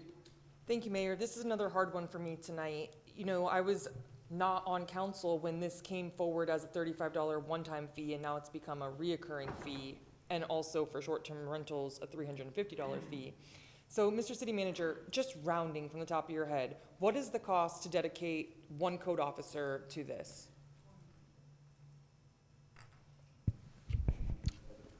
I don't know about one. I know the cost to dedicated to service short-term rentals in the city was $441. And that was presented to the stakeholders group, and I presented it as backup, I think, in a cow as well. I guess I was getting more at like a code officer and 3 police officers that would be managing all of this. You know, we're gonna be collecting this fee, and what the Realtors Association has brought forward, and I think it's a fair argument, is not every single short-term rental is gonna have, you know, a code violation or police called on them. So we can't necessarily put that fee on everything, which is, I believe, how we came down to the $350. What's the intent with the excess funds that we collect from this? User fees are meant to recover costs. So in this case, we will be recovering the costs of police officers, code officers, the administration of the roles, the software that costs that we're providing. This is I know it was said it was a tax, this is a user fee, so we are recovering costs. We're recovering costs for code and for police. So is there a way, and I don't know, I'm truly naive when I ask this, to make this a committed fund to that, just like we do in other funds that we have in our budget? That's a council discretion, that's a legislative policy. So with that being said, if this fee is being collected to recover costs of code and police, I would like to make it a committed fund to specifically recovering the cost of code and police. And that would make me feel comfortable in approving this tonight. Thank you. Councilmember Laster? Thank you, Mayor. Just to refresh everyone's memory, and Mr. Besser, you know, certainly we hear you and I appreciate you. and everyone that we're not only realtors, property managers, but also residents as well, in addition to the residents who came every meeting and talked during public hearing about this. Councilmember Kaduke, to maybe refresh your memory, I stated, I want to say at our last meeting, that based on the numbers that I could get from code, about 12% of all of the registered rentals, 12% of those we have code violations on, either repeatedly or one time. I also stated that our police department does not track their service calls specific to rentals. And I also stated that maybe that's something we might want to try to capture, so that way we have a true idea of the cost, right? And I agree with you. I think putting it in a fund specific to that makes perfect sense, because again, we have that data to track in the future, so that if somebody else next year wants to take this on and work on it and change it, you have much better data than we had this go round. As I explained to the stakeholders group, when the idea was make it $100 across the board, which the residents were not happy about, because the ones that came were the ones that lived next to the bad actors. I explained to that group, I am one vote. My job is to bring this information back to council, and as a collective body, we will decide on, whether we're going to take this recommendation or change the fees, which we did. We consensus decided that we were going to do the $35 annual fee for the long-term rentals and the $350 for the short-term rentals. So that's kind of how we got here. So, I'm just going to say that, this is definitely, the whole purpose of this was cost recovery. We talked about it. It was about preserving the neighborhoods. As you recall, I also brought forward that group wanted to not have the 7-day restriction, which everyone up here said, no, we want to preserve the integrity of the neighborhoods. We can't ever lose that, because we can't go back. So, that's something that they fought for in that group, and I brought it here, and collectively we decided no. So that's kind of how we ended up with the ordinance, in addition to the violations that we asked Mr. City Attorney to put in, for especially the number one issue that we have violation, which is the not 7-day requirement. So I just kind of wanted to give a little bit of history, and I have no issue, like I said, putting it in its own fund so we can track it. And then I would also recommend that our 911 calls are tracked somehow to know how many rentals we're sending our service to, in addition to code compliance. Thank you, Mayor. Councilmember Steinke. Thank you, Mayor. This is a real tough one for me as well, has been from the start. Just a couple comments. Number one is,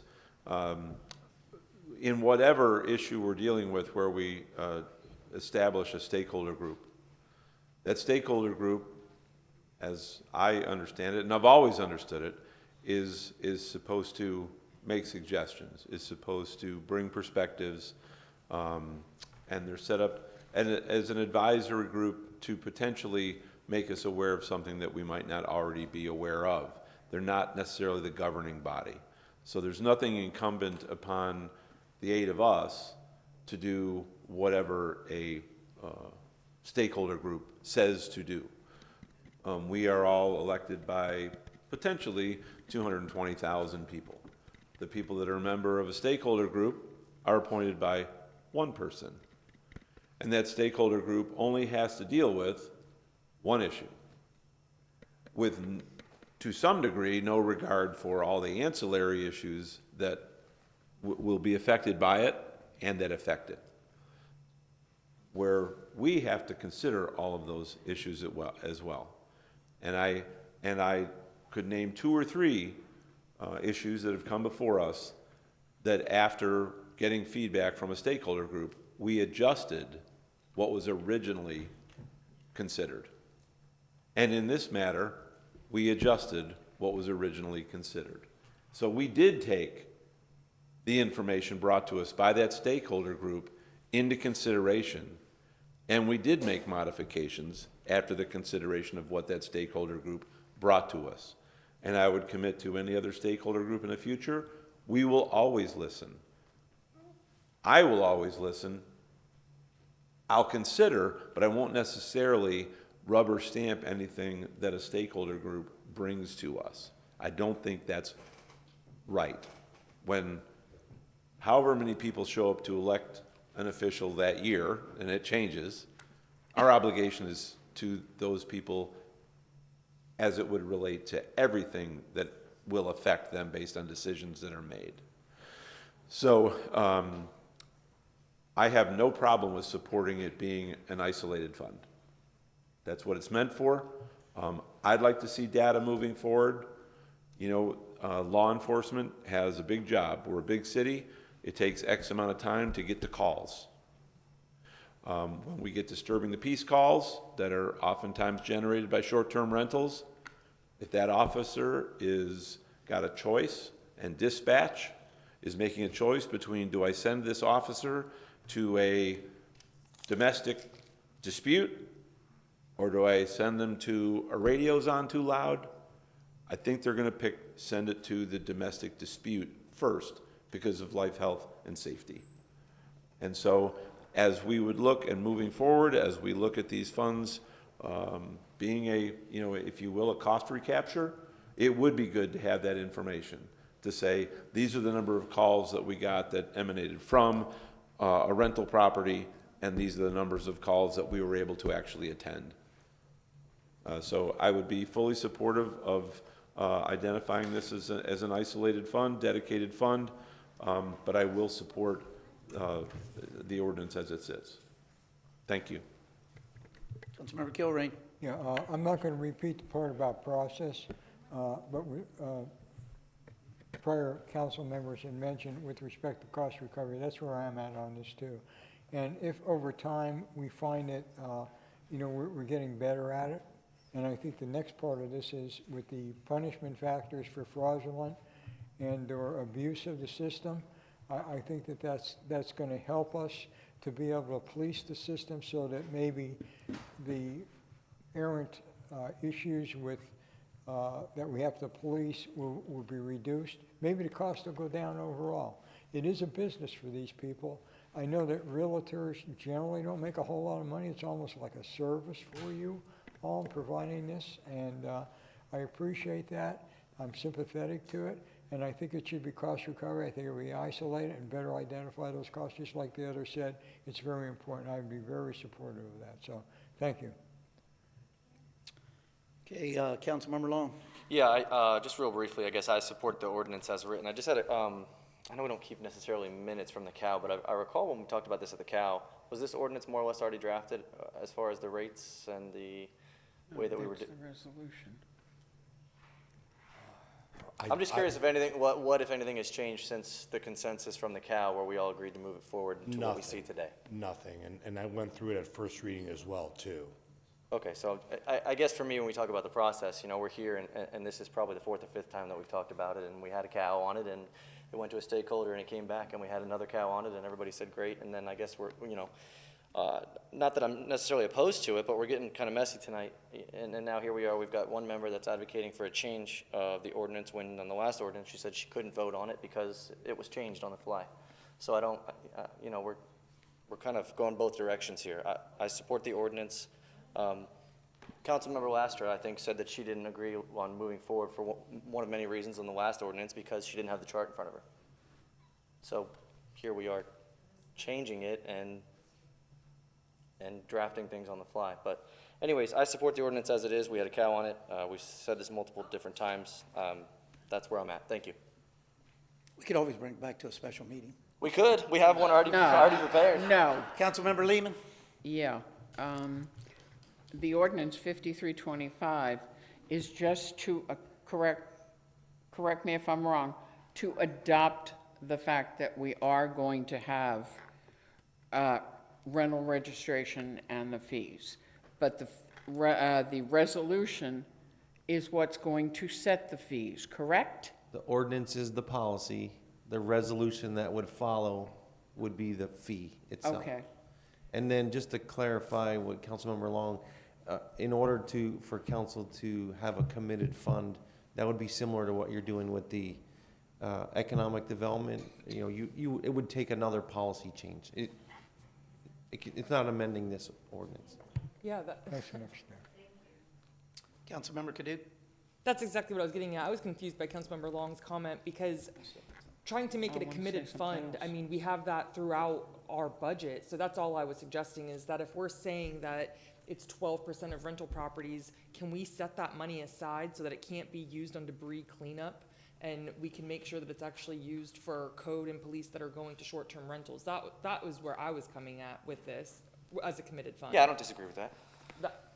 So I don't know if that would be coming forward separately? Okay, perfect, thank you. Councilmember Lehman? Yeah, on 5325, I think we need to vote on it as it stands. When we get to the resolution, I want to make a motion to modify things. Thank you. Okay, seeing no other lights on, I try to put things in perspective, you know, when we're having these discussions. And I did some of the numbers. Now, they say we have about 9,500 vacation rentals out there in the city. $350 each, $3,325,000 in revenue on a yearly basis.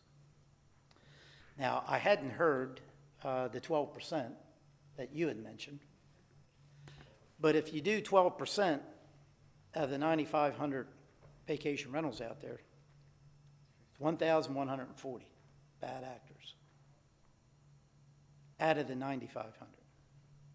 Or 12% of the 3,325,000, it's about 399,000. That's about 12% of that. So if that 12% number is accurate, I know on the police side, we don't know.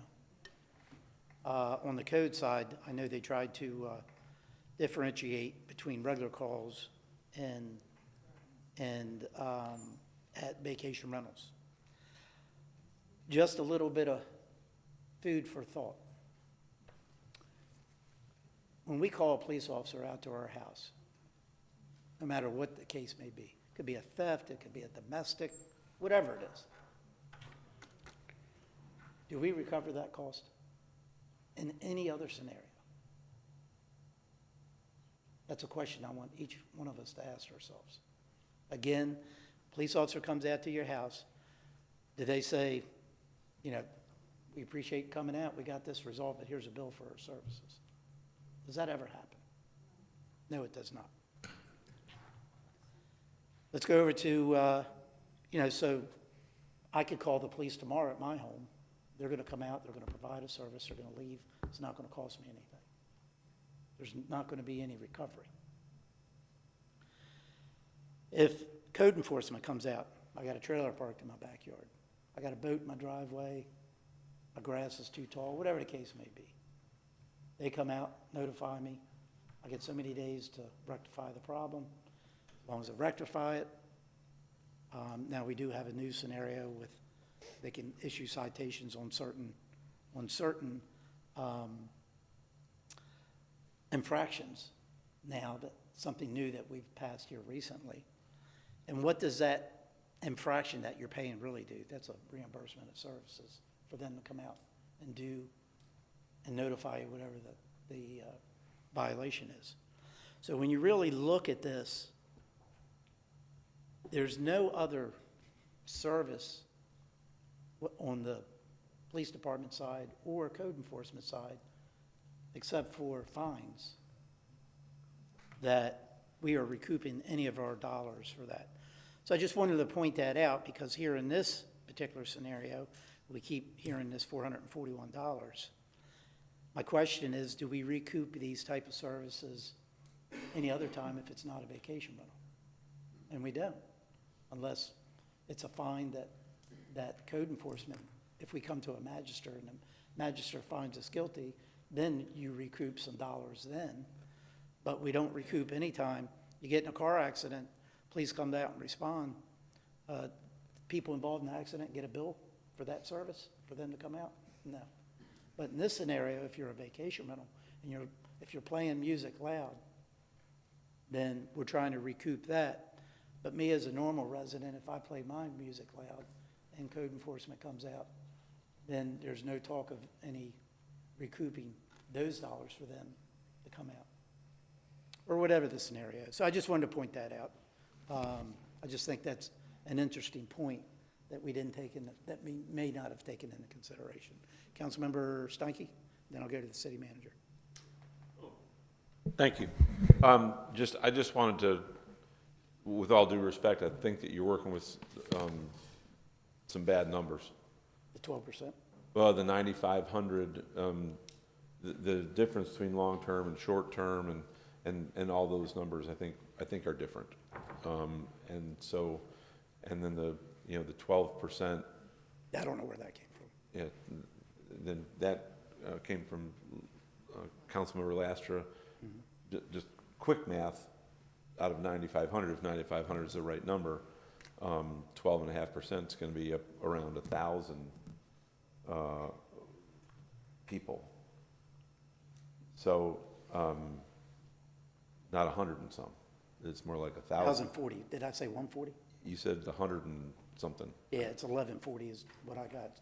If I said something differently, but 9,500 vacation rentals, if 12% of them were bad actors, that's 1,140. Yeah, yeah.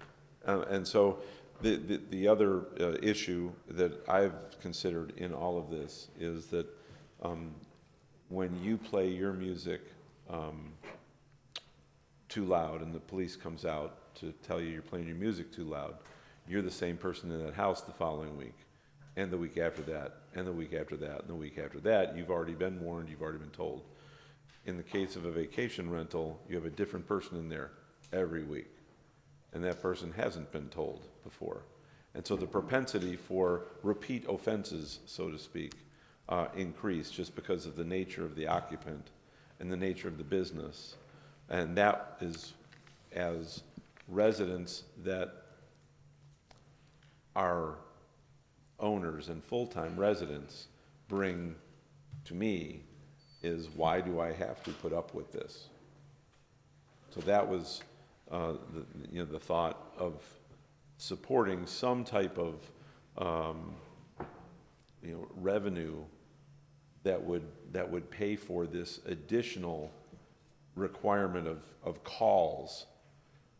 And like I previously said, it'd be great to know how many of those calls there really are, and hopefully we can work towards that so that we understand it more factually than feelingly.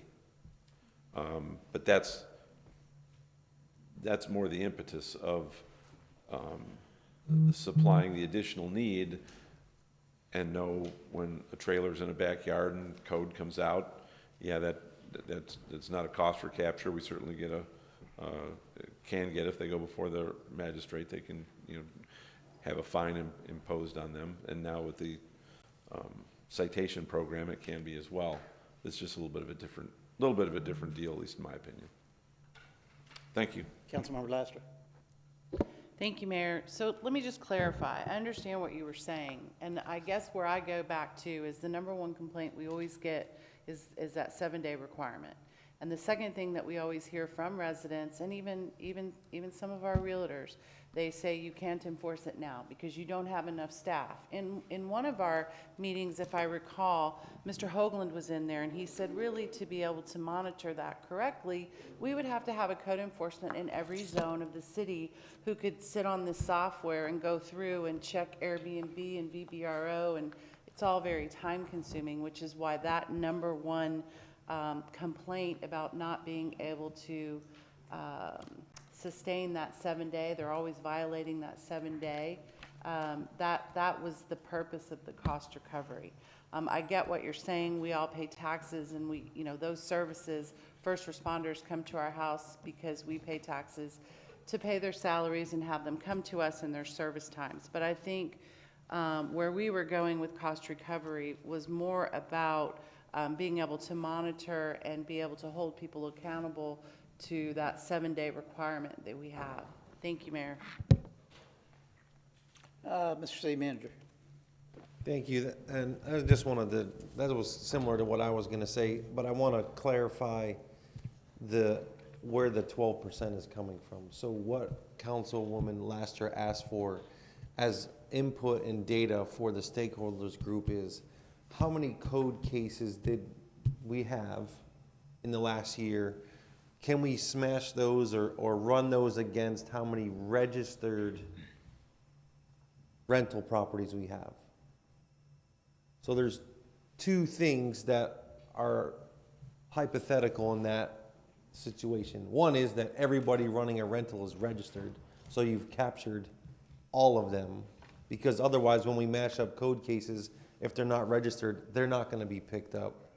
And then two is, you've actually captured every code violation in the year, which we also know we do not have enough staff to do that. So it's a number that we could develop, but I cannot assure the council that it is representative of what is actually happening out there.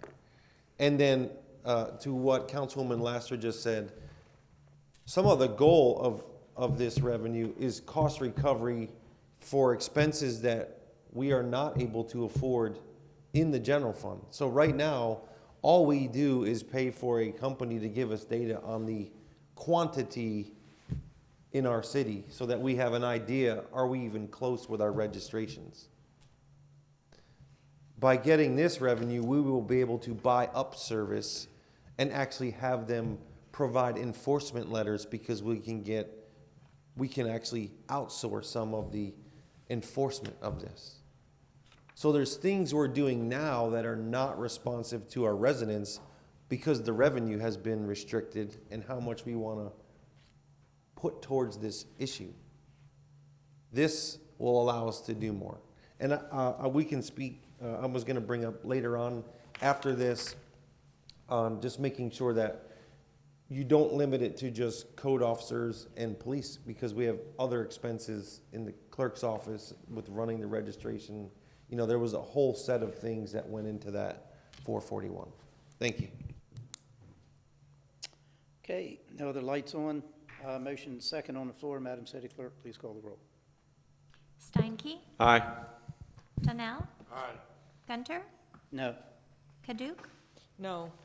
Kilrain? No. Lastra? Aye. Lehman? Aye. Long? Aye. 5 ayes, 3 nays, motion carried. Okay, we'll move on to Resolution 279-25. Madam City Clerk, no need to read anything, so it's staff comments, and then we'll go from there. Councilmember Lehman, I see your light on, so we'll get to you here shortly.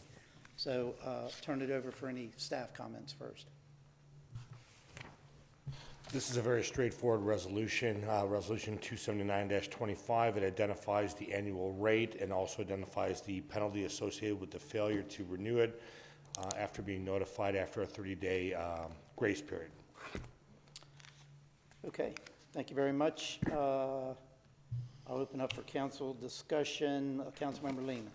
Yes. I want to make a motion to adopt Resolution 279-25, which establishes the annual registration fees for long and short-term rentals, provided there is an amendment to permit short-term rental properties to be entitled to a 50% discount on the second and subsequent annual registration years, as long as the short-term rental has received no code violations or complaints in the subsequent year.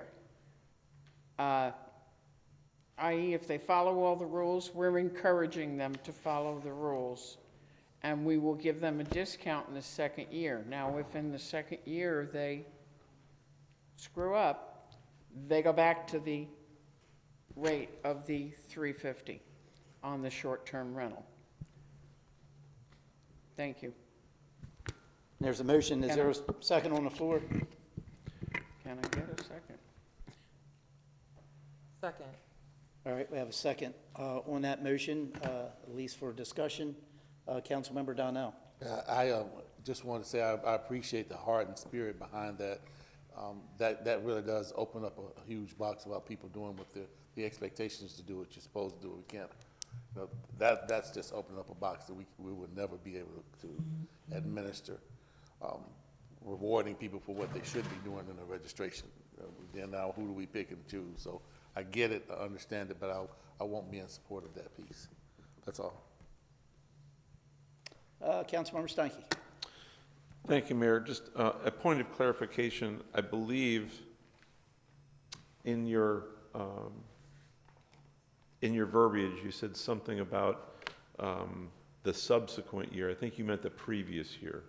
If there were no violations in the previous year, then that 50% discount. Yes, it is, the preceding, yeah. So if in the first year they're paying the $350, and in that first year, they've had no complaints whatsoever, whether it be registration, anything, then the following year, instead of the $350, they would get a 50% discount. Now, if in And that... it would be $175 at that point. Yes.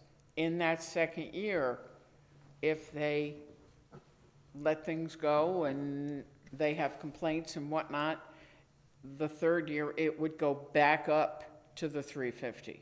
Okay, I understand it. Okay, thank you. And then the other question that I had was of the city manager. Is that a reasonable, can that reasonably be administered? Or is that an animal with way too many legs on it? So if somebody complains about something that's illegal, a police officer would show up there and we would have records of that call. If code gets a complaint, we would have records of that call. The only thing I would tell you is any resident can initiate 9,000 complaints on October 2nd and say they're doing something illegal, and we would have to show up. So I don't know how it's foolproof. It could be used against owners. So I just want to caution you about that. I understand the intent. There's no way for me to give validity to somebody's complaint. So if I don't like my neighbor, I'm calling. Okay, that being said, I love the spirit of it. I've loved it since the first time you said it.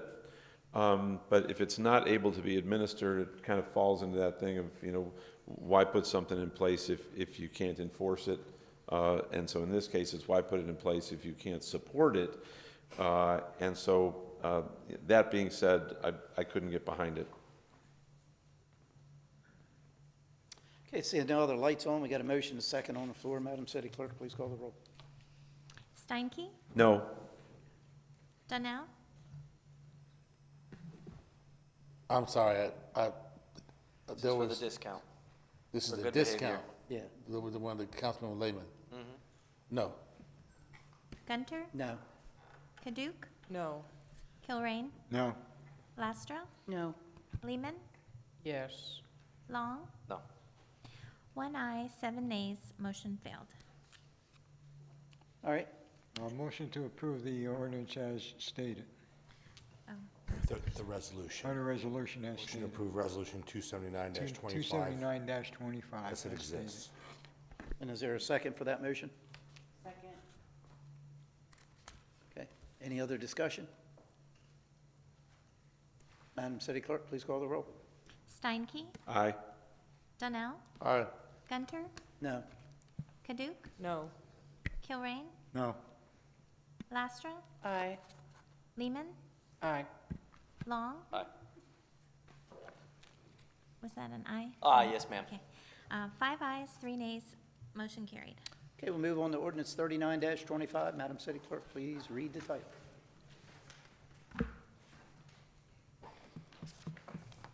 Ordinance 39-25, an ordinance of the mayor and city council of the city of Cape Coral, Florida, amending the city of Cape Coral, Florida comprehensive plan by amending the future land use map from commercial and conservation wetlands, a Lee County designation, to Pine Island Road District land use for property described as a parcel of land located in Section 4, Township 44 South, Range 24 East, Lee County, Florida, as more particularly described herein. Property located at 2800 Northeast Pine Island Road, North Fort Myers, Florida, and 1481 Barrett Road, North Fort Myers, Florida, providing for severability and an effective date. Okay, I'll turn it over to staff. Good evening. Good evening, Mr. Mayor, City Council. For the record, Anthony Santora, Senior Planner, City Planning Division. I'm here today to talk about Ordinance 39-25. This is a privately initiated future land use amendment for just under 8 acres. It was addressed as 2800 Northeast Pine Island Road and 1481, which were 2 separate parcels. These parcels have been consolidated prior to this hearing, but after we began hearing proceedings, and so it is now 1 parcel with the address of 2800 Northeast Pine Island Road. This is just south, right at the intersection of Pine Island Road and Barrett Road, and the request is to take it from the Lee County designations to the Pine Island Road District. So a little bit of background. This was, when we started, 2 parcels. It is now a single parcel. It is located along a major arterial. The parcel is currently vacant and undeveloped. It does have access to utilities, including water and sewer. You may recall that this property was annexed into the city of Cape Coral in July, specifically on July 16th before City Council. The current zoning and future land use of this property are Lee County designations, and so the applicant intends to convert these to city designations and then to construct a new commercial center on this property. So here we can see the aerial. These were the 2 parcels in question, which are now combined into 1 single parcel. Again, it sits right here along the corner of Northeast Pine Island Road and Barrett Road running south right along here. We can see the properties to the west, to the north, and to the east do reside within the city, and to the west and to the north both bear that Pine Island Road District, future land use classification, and then to the east we have the multifamily classification. So the request here is to take these to the Pine Island Road designation, basically filling in this last portion that the city now has within its bounds. And you can see here in the zoning, which we will see a little bit later, it is still the Lee County zoning until such time as council approves the change of the zoning to city-approved zoning district. So staff analyzed this within our land development code, specifically in criteria contained in section 3.5.2.C1 through 3.5.2.C.6, criteria that are required to be reviewed, and found that all of the criteria in this purpose is consistent with those criteria.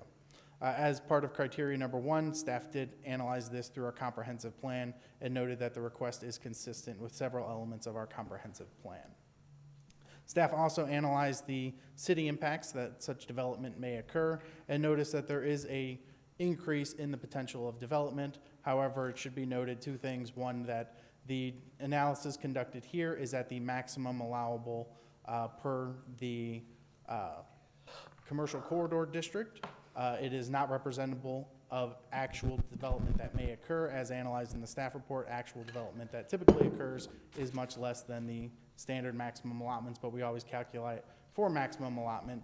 It should also be noted that the services, and as analyzed within the staff report, city services are ample to facilitate any type of development on these sites.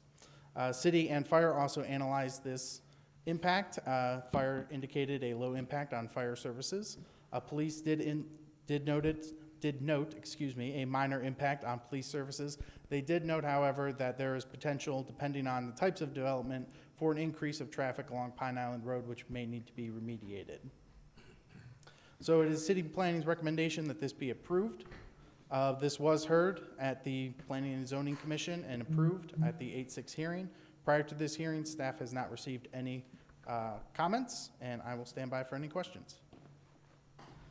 Okay, thank you. I now open public hearing. Anyone wishing to speak on ordinance 39-25, please come forward. Seeing none, public hearing is now closed. Is there a motion regarding ordinance 39-25? Motion to approve. Second. Is there any council discussion? Seeing none, Madam City Clerk, please call the roll. Steinke? Aye. Donnell? Aye. Gunter? Aye. Paduk? Aye. Kilrain? Aye. Lastra? Aye. Lehman? Long? Aye. 8 ayes, motion carried. Okay, move on to item 9B is public hearings, quasi-judicial hearings. First of which is ordinance 40-25. Madam City Clerk, please read the title. Ordinance 40-25, an ordinance of the mayor and city council of the city of Cape Coral, Florida, that amends the city of Cape Coral, Florida official zoning district map of all property within the limits of the city of Cape Coral by rezoning property described as a parcel of land located in Section 4, Township 44 South, Range 24 East, Lee County, Florida, as more particularly described herein, from Lee County Commercial Plan Development to Commercial Corridor Zone. Property is located at 2800 Pine Island Road and 1481 Barrett Road, providing for severability and an effective date. Okay, thank you. Mr. City Attorney. Thank you, Mayor. In reference to ordinance number 40-25, because this is a quasi-judicial hearing as required pursuant to our code, if there are any ex parte communications that have occurred, now would be the time for the members of the City Council to disclose those communications. Thank you. Any council members have any ex parte communications they need to provide? No. Okay, seeing none, this is a quasi-judicial hearing. Anyone wishing to speak or provide testimony must be sworn in. Do you solemnly swear or affirm to tell the whole truth and nothing but the truth? I do. Thank you. I'll turn it over to staff. Long time no see. So Anthony Santora, Senior Planner, Development Services. My credentials are on file with the City Clerk's Office. I'm here today to talk about ordinance 40-25. This is the zoning change for the property that was just heard in ordinance 39-25. Again, this is privately initiated for a single property now after consolidation, just under 8 acres, from Lee County designation to the Commercial Corridor District. Again, these parcels are vacant and undeveloped. This property was annexed into the city of Cape Coral in July. It has the zoning designation from Lee County, and we are looking to move that to the city designation so that the developer can construct their retail development on it. Again, I'm not going to spend too much time, just highlight these are the properties which are now combined into a single property, the surrounding area, the new future land use when it will become enacted, and then the existing land use, existing zoning of the Lee County designation, again, taking it to the commercial corridor, infilling it to match the west and the north. So as required by code, staff analyzed this in the staff report through section 3.4.6.B.1 through 3.4.6.B.6. This is the criteria for review, and found that the proposed zoning request is consistent with all 6 criteria. Subsequently, through criteria number 1, staff analyzed this through our comprehensive plan and found that it was consistent with several policies within our comprehensive plan. Again, I'm not going to belabor too much on this. This was analyzed through fire and police, and the same analysis that was conducted through the future land use was conducted for the zoning, and the same was found. The fire impact was low to city services and the police impact minor, with the implementation that future developments, depending on what they could be, could increase traffic and require remediation. Based upon this, it is the city stance that this zoning request be approved with the condition that the zoning take effect when the land use comes into effect for this property. This was heard before the hearing examiner at a public hearing on 8/12, and she recommended approval with the same condition. Prior to this hearing, staff has not received any correspondence regarding this matter, and I will stand by for any questions. Okay, thank you. I'll open up the applicant's not here, correct? The applicant is not here. Okay. I'll now open up public hearing. Anyone wishing to speak on ordinance 40-25, please come forward. Seeing none, public hearing is now closed. Is there a motion regarding ordinance 40-25? Motion to approve. Second. Any council discussion? Seeing none, Madam City Clerk, please call the roll. Steinke? Aye. Donnell? Aye. Gunter? Aye. Paduk? Aye. Kilrain? Aye. Lastra? Aye. Lehman? Long? Aye. 8 ayes, motion carried. Thank you for your time. Okay, thank you. All right, Last call for any comment cards. Anyone who wishes to participate in citizens' input, please fill out a card over at the desk. City Clerk, when we get to that here shortly, will be getting those cards and call you up one at a time. Item 9D is introductions, first of which is Resolution 268-25. Madam City Clerk, please read title, set the public hearing date. Resolution 268-25, a resolution of the Mayor and City Council of the City of Cape Coral, Florida, providing for the vacation of plat for a portion of Southeast 18th Place Street right-of-way and underlying easements between lots 24 through 26, Block 594, Unit 12, Cape Coral subdivision, providing for the vacation of platted public utility and drainage easements lying in lots 25 and 26, Block 594, Unit 12, Cape Coral subdivision. Properties located at 3311 Southeast 18th Place and 3315 Southeast 18th Place, providing for an effective date. The public hearing will be October 8th, 2025. Any council or staff discussion? Seeing none, Resolution 275-25. Madam City Clerk, please read title, set the public hearing date. Resolution 275-25, a resolution of the Mayor and City Council of the City of Cape Coral, Florida, providing for the vacation of plat for a portion of Southeast 18th Place Street right-of-way and underlying easements between lots 29 through 32, Block 594, Unit 12, Cape Coral subdivision, providing for the vacation of platted public utility and drainage easements lying in lots 29 through 31, Block 594, Unit 12, Cape Coral subdivision, providing for the vacation of platted public utility and drainage easements lying in Lot 32, Block 594, Unit 12, Cape Coral subdivision. Properties located at 3303 Southeast 18th Place and 3318 Southeast 18th Place, providing for an effective date. The public hearing will be October 8th, 2025. Any discussion by staff or council? Okay, seeing none, let's move on to ordinance 24-25. Madam City Clerk, please read the title, set the public hearing date. Ordinance 24-25, an ordinance of the Mayor and City Council of the City of Cape Coral, Florida, amending the Land Development Code of the City of Cape Coral, Florida, Article 2, Decision Making, Chapter 1, Planning and Zoning Commission, Section 2.1.2, Membership, Vacancy, Compensation regarding the composition of the Planning and Zoning Commission, providing for severability and an effective date. The public hearing will be October 8th, 2025. Any discussion by staff or council? Okay, seeing none, we'll move on to item 10, citizens' input time, which is a maximum of 60 minutes set on the input on citizens on matters concerning city government. 3 minutes per individual. Please remember to state your name. Please remain seated. The city clerk will call your name up. We'll utilize the podium to my left, your right. Jeff Lockhart and Julia Atari.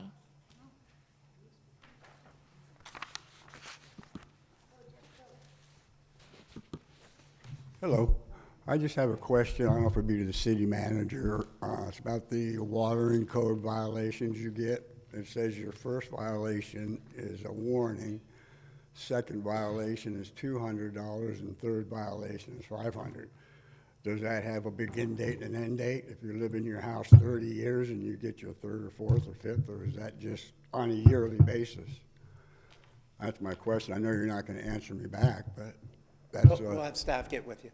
Okay, thank you. That's, otherwise, keep it up. And any news on the Oasis football field? Okay. Okay, thank you. Thank you, sir.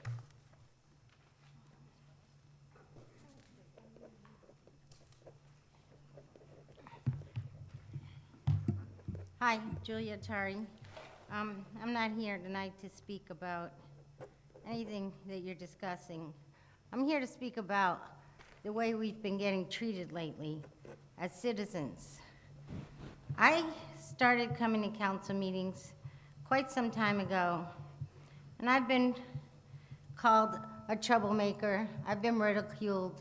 I've had cease and desist letters against me, all because I speak out for what I feel is right, for me, for the citizens. And frankly, I'm getting tired of it. We have now been put to the back of the bus when it comes to citizens' input. Citizens' input is our closing argument. This is our last-ditch effort to talk to you about an issue before you vote on it. And whether you like it or not, that's what it was designed for. So you keep telling us it doesn't matter. We spoke out on J.C. Park. I spoke out against the Reef not paying us. The P3 money I spoke out against. I spoke out on the delay against the yacht club. I spoke out on extra spending. I spoke out on the fact that we're top-heavy in our government.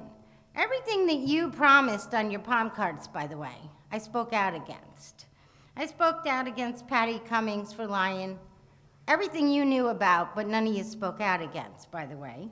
I spoke out against a lot of issues that you should have done yourself.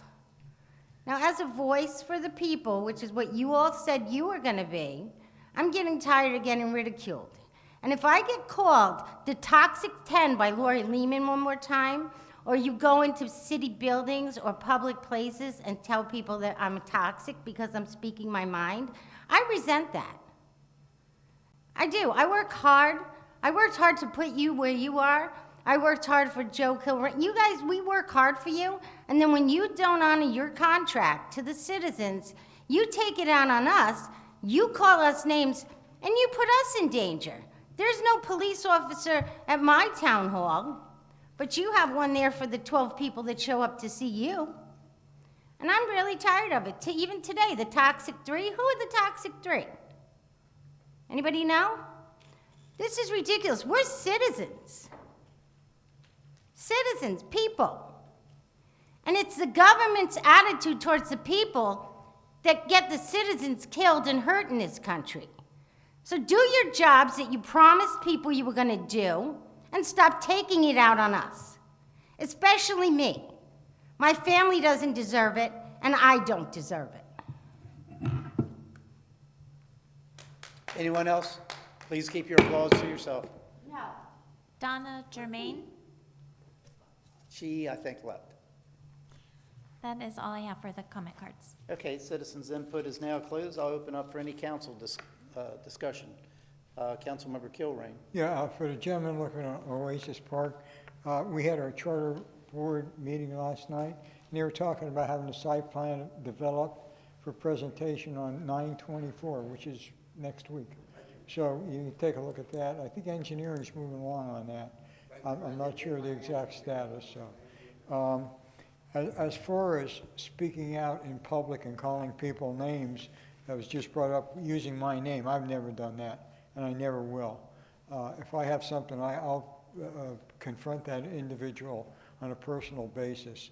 And so I don't want my name splattered around like that, because I've never done it, never will. Thank you. Okay, thank you. Any other discussion? Mr. City Manager. Yeah, I'd just like to clarify for the residents that the watering violations are cumulative within a 12 consecutive month period. So if you get one on January 1st, as long as you don't get one again before December 31st, you don't go into the second fine. If you get one on January 2nd or 3rd of the following year, that's the first one for that year. So it's a 12 consecutive months. Thank you. All right, Councilmember Lehman. Yeah, I want to address Ms. Attari's comment. I've had it. She has now singled me out again. I have had it with the fact that every time I turn around, either on Facebook or on their Take Out the Trash string, I am constantly bashed. They don't have one kind word. They have no idea what I do with different citizens and who I'm helping, because I don't make a big issue out of it.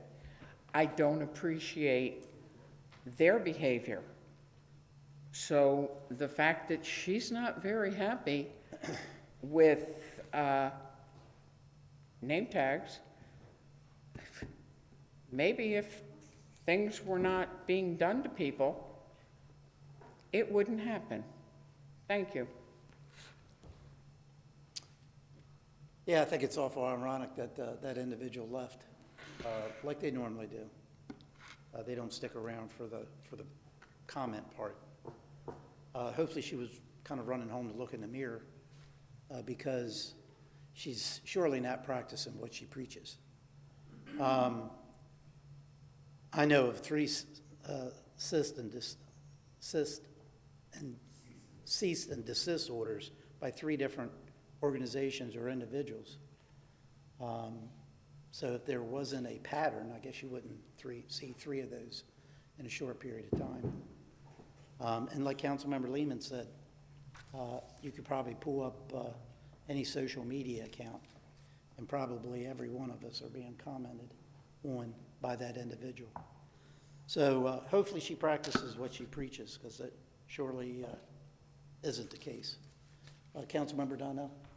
Thank you, Mayor. I just wanted to weigh in and finish the meeting the way you started it. And I would submit to my colleagues up here, and this is an appeal to all the residents, if there were ever a time that we needed to treat each other with respect and courtesy, it's now. I'm an African American, if you don't know, grew up in the 1960s in Jackson, Mississippi. And I will say to you that now is a time that we can lead in our spheres of influence. We can lead in our spheres of influence and how we treat each other. And the benchmark is always treat someone like you would have them treat your daughter, your son, or your spouse. It's not difficult. So this is an appeal for me personally, to us as a community, to the council. And I so appreciate this council, because we get this, I don't even hear, but they tell me, and a lot of my friends get upset by what people say about us in social media. And I'm glad that we don't react to that as a council, that we continue to set the bar, not by talk, but by the walk.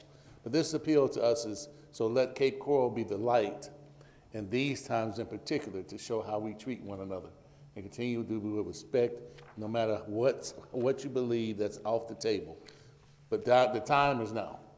So thank you, Mayor, for starting that way, and that's the challenge to all of us, starting with me. That's all. Thank you, sir. All right, let's move on to item 11 is reports. Councilmember Long, report. No report, Mayor. Councilmember Steinke. Thank you, Mayor. On the 6th of September, I actually toured Carmel, Indiana, as a part of CTAC and dealing with our mobility plan and how to handle traffic flow and safety. They are recognized as being a model city with the use of some unorthodox ways of dealing with traffic capacity and intersection safety. And so I learned of this through my time with Florida League of Cities. Was introduced to one of the principals of an organization that gets involved with this type of planning for a city, and thought I'd go see it with my 2 eyes, and I was amazed. And at our CTAC meeting this morning, one of the representatives actually got with Laura Dodd, our principal planner, to talk a little bit about how they might be able to play a role in helping us deal with the mobility plan that we have, and with the potential problem we have in funding, how to prioritize those things that ought to come first. And so that was a good meeting with a number of their people while I was up there. And by the way, I went there on my own nickel with my own time. On the 9th of September, I attended the slip-away ribbon cutting. That was handled extremely well by our staff. There was a great turnout there and a great appreciation for what was done with that property as a gateway to our city on the south end. And on September 11th, I attended the CCPD swearing-in ceremony, where I continue to be impressed by the quality of the individuals that we bring on staff, and the way that they are recognized and bound to the community at those swearing-in ceremonies. That's it for me. Thank you. Councilmember Donnell, report. No report. Councilmember Kaduc. Thank you. On Friday, September 12th, I attended the Horizon Council Executive Meeting, where I'd like to let you all know that the Industry Appreciation Awards are scheduled for October 24th, and also the Edison Awards are scheduled for April 15th and 16th. One day, if we're lucky enough to have a performing arts hall in Cape Coral, maybe we can host the Edison Awards. There are actual billionaires that attend that, so that would be an incredible thing. Maybe they could stay in one of our Airbnbs. That evening on Friday, September 12th, I was the host on the Cape Coral Talk radio show at Hooked Island Grill. Thank you all for attending and for your kind comments. And then today, I also attended the Cape Coral Transportation Advisory Commission meeting this morning. Two things I'd like to note. One, I love our comment cards, however, and I've been reading them all. I read all of our e-comments when they come in, and I try to respond if I have an answer or know the answer. And when people are coming here for public input and they are submitting their comment cards, it happened recently where we had a woman speak and she only put her name on the comment card. So therefore, after I found the information that she was looking for, I had no phone number, no email address, no address. I had no way to find her, so I hunted her down on Nextdoor, and I gave her the information that she asked for. And she thanked me, of course, but that is the point of the comment card, so that way we can actually get you the information you're looking for or asking for when you fill out the comment card. And then finally, I know we had some tough votes this evening, and I am pleading with my current council for the future of Cape Coral when it comes to infrastructure. We are looking at a fictitious number of 9996 that the county set in 2018. So this is already an outdated number. And we're looking to hit that number in 11 years. I mean, we're trying to do this in 4 years. We know that the number has to increase. We know that the cost from 2006 to current has increased. It's not easy. It's weighed heavy on me since the vote last week. When you ask the people, not the builders or the realtors, when you ask the people, should growth pay for growth? The answer is yes. Should the fee change to mobility from impact? The answer is yes. And should the fee increase? The answer is always yes. So please, do your research. I'm looking forward to our special meeting. We know the fee must increase. Let's get there. Thank you. Councilmember Kilrain. Yeah, sure. Thank you, Mayor. On Tuesday, one second, I lost my place.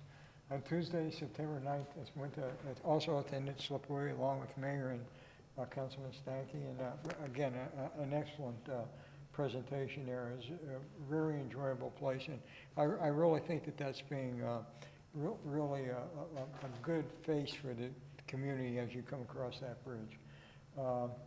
On the 10th, I attended both the CRA and Cal course, along with everybody else up here. Thursday, September 11th, I went to the 9/11 ceremony, and I think that very memorable were all the commentary that was done that day. And I made a note that on NBC News the next morning, they had a photograph of our flag, and they showed at the instant that that flag came, a bald eagle was on top of the firehouse roof. So if anyone had not seen that, I took a clip of it, so we have that available if anybody would like to see it. On September 11th, also attended Florida League of Cities, and that was our inaugural, in which our mayor was then president of the Southwest Florida Group, and very, very good presentation during that too. Thursday, September 11th, CCCIA at night along with Mayor and Councilmember Stanky. And one of the things that they did there, they talked about unlicensed contractors and control over those contractors. And it was eye-opening to me how diligent they are in going after those. There's a very good organized process to do that. I was not informed of that process, but it was very eye-opening. Friday, September 12th, my apologies to Councilmember Kaduke. I got stuck in Naples and didn't get back in time for her Beach Talk Radio, but I did watch it on Saturday morning. I think she did an excellent job. And Mayor, I'd like to thank you for doing that open prayer. And I think that that's a demonstration of probably a sea change in this country. I really think that it's going to make a break between the right and the left kind of connotation of things. I think that what he represented was really true values and the essential of having faith and being committed and convicted to that faith and following that and just bringing another level of civility into our discussions.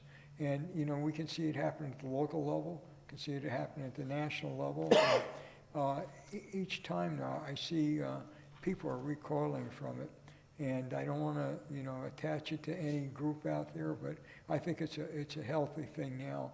And let's hope that that gets carried on into the future. And thank you for bringing it up. Appreciate it. That's all I have, Mayor. Thank you, Councilmember Laster. Thank you, Mayor. 9/9, I attended Windward Construction opening ribbon cutting. It was a beautiful new office, and I wish them well in their new location. I attended also the Southwest Florida Legislative Luncheon. It was very informative, listening to Florida League of Cities President, our own Holly Smith, speak about the future and collaboration.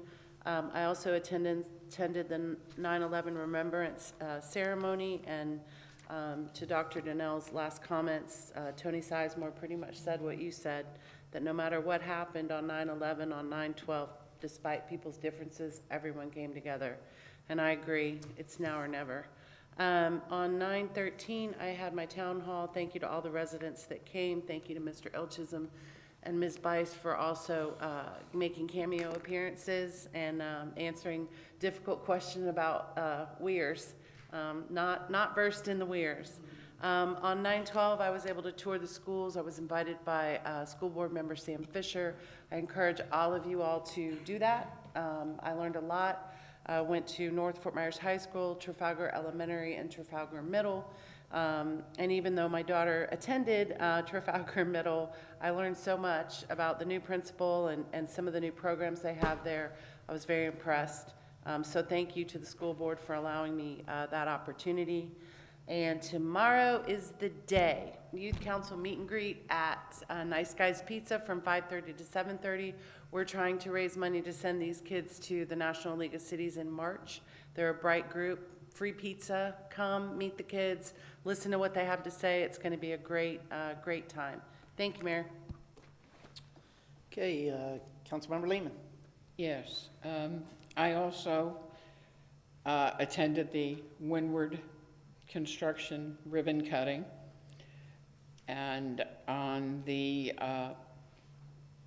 on September 11th, I was at the observance here at City Hall, and it was really impressive to see all of the people that came out and all the flags that were placed. On that same day, I also was over at the police department for the swearing in of the 3 new officers. And then that evening, I was at the CCCIA dinner. On the 12th, I was at Hooked Island Grill to hear Councilmember Kaduk, and she did very well. Yesterday, I attended the Resiliency Summit at Sunseekers Resort. Very impressive with flooding and the attention to, God bless you, to detail with water levels and flooding and what we can do to be prepared in the event of a future horrific storm like we had with Ian or with Milton and Helene.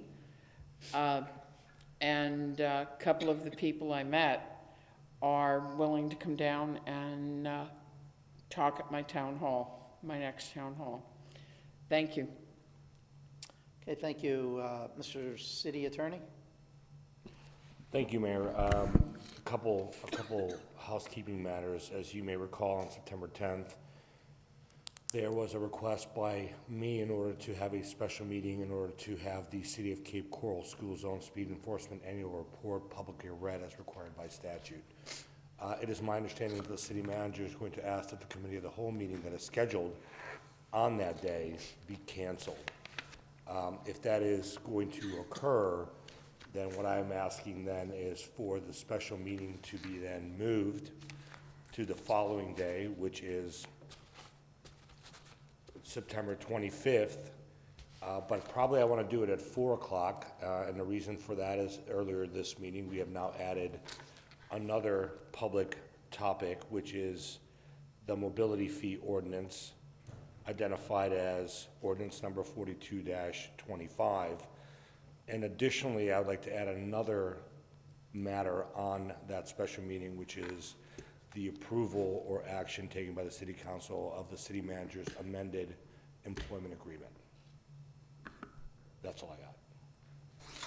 And do you need any more of a motion than, other than we got to have a motion to cancel the committee of the whole?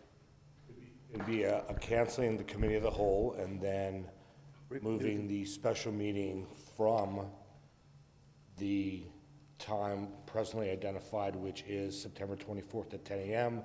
to September 25th at 4 p.m. in city council chambers. Okay, I'll entertain that motion. And adding the mobility fee ordinance, as I stated earlier, the reading of the speed camera report, and then the employment agreement for the city manager. Those three subject matters. Okay, So moved. all right. Is there a second? The 25th, we were supposed to have a committee of the whole meeting on the 24th. City manager has requested to cancel that particular meeting. We also had a special meeting scheduled for that particular day as well. But also on the 25th, we had a budget hearing that's scheduled for 5:05 p.m. I think staff is trying to accommodate us by moving the special meeting from the 24th to the 25th at 4 p.m.